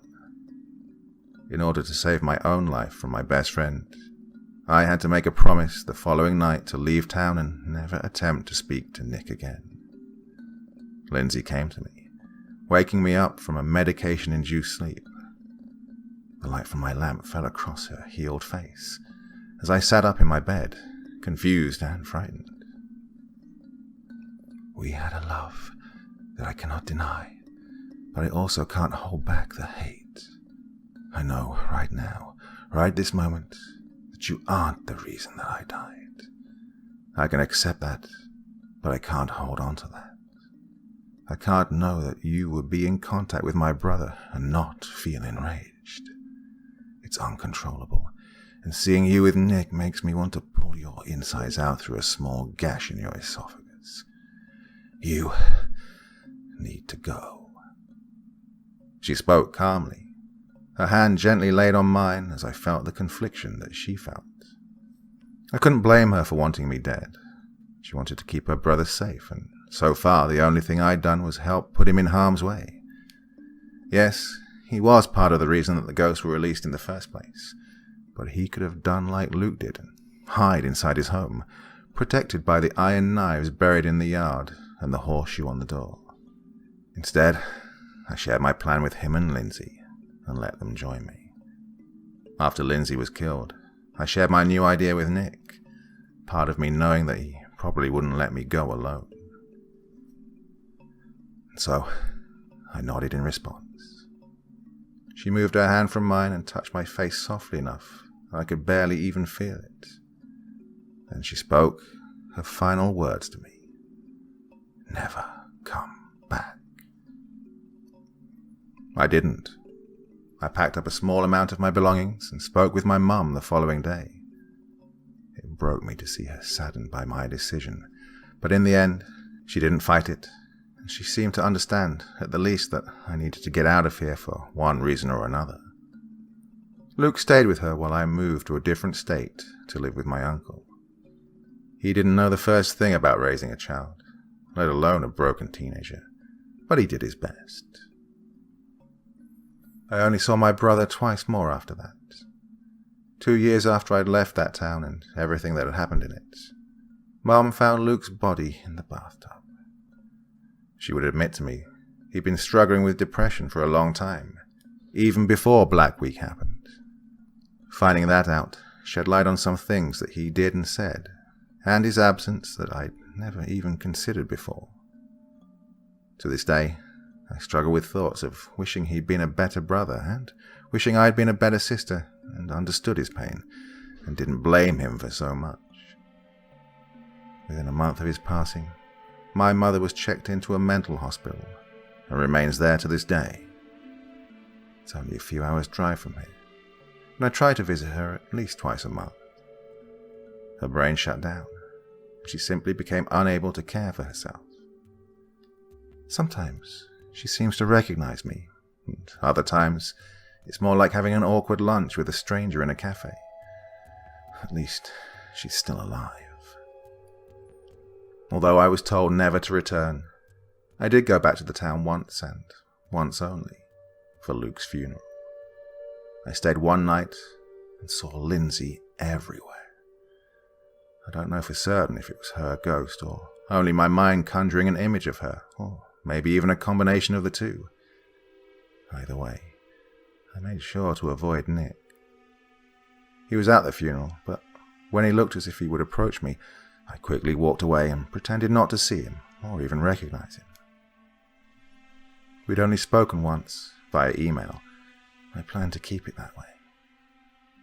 Once he'd boxed up the books from the cottage and sent them to me, I thanked him and never said another word. The last time I saw Lindsay was when I was driving out the town limits. She stood next to the goodbye sign. She looked the same as when she died, broken, bloody, and ghastly. Her head nodded to me once, and I glanced in the rearview mirror several times until she and the sign were no longer in sight. And my heart broke all over again.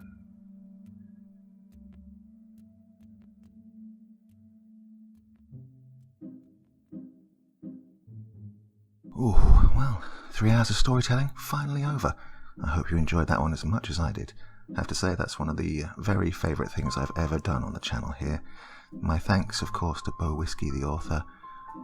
Brilliant story. So happy to be working with her again. We've had some good stories down the years, and this one I think was one of the best. Hope you agree. She had a bit of a nasty incident, really. Somebody plagiarising her story, putting it on Amazon and claiming it as their own. Hope that's all been cleared up, but hate to see that kind of thing, especially to such a talented author as her.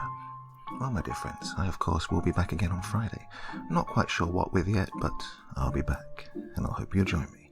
Until then, sweet dreams and bye-bye.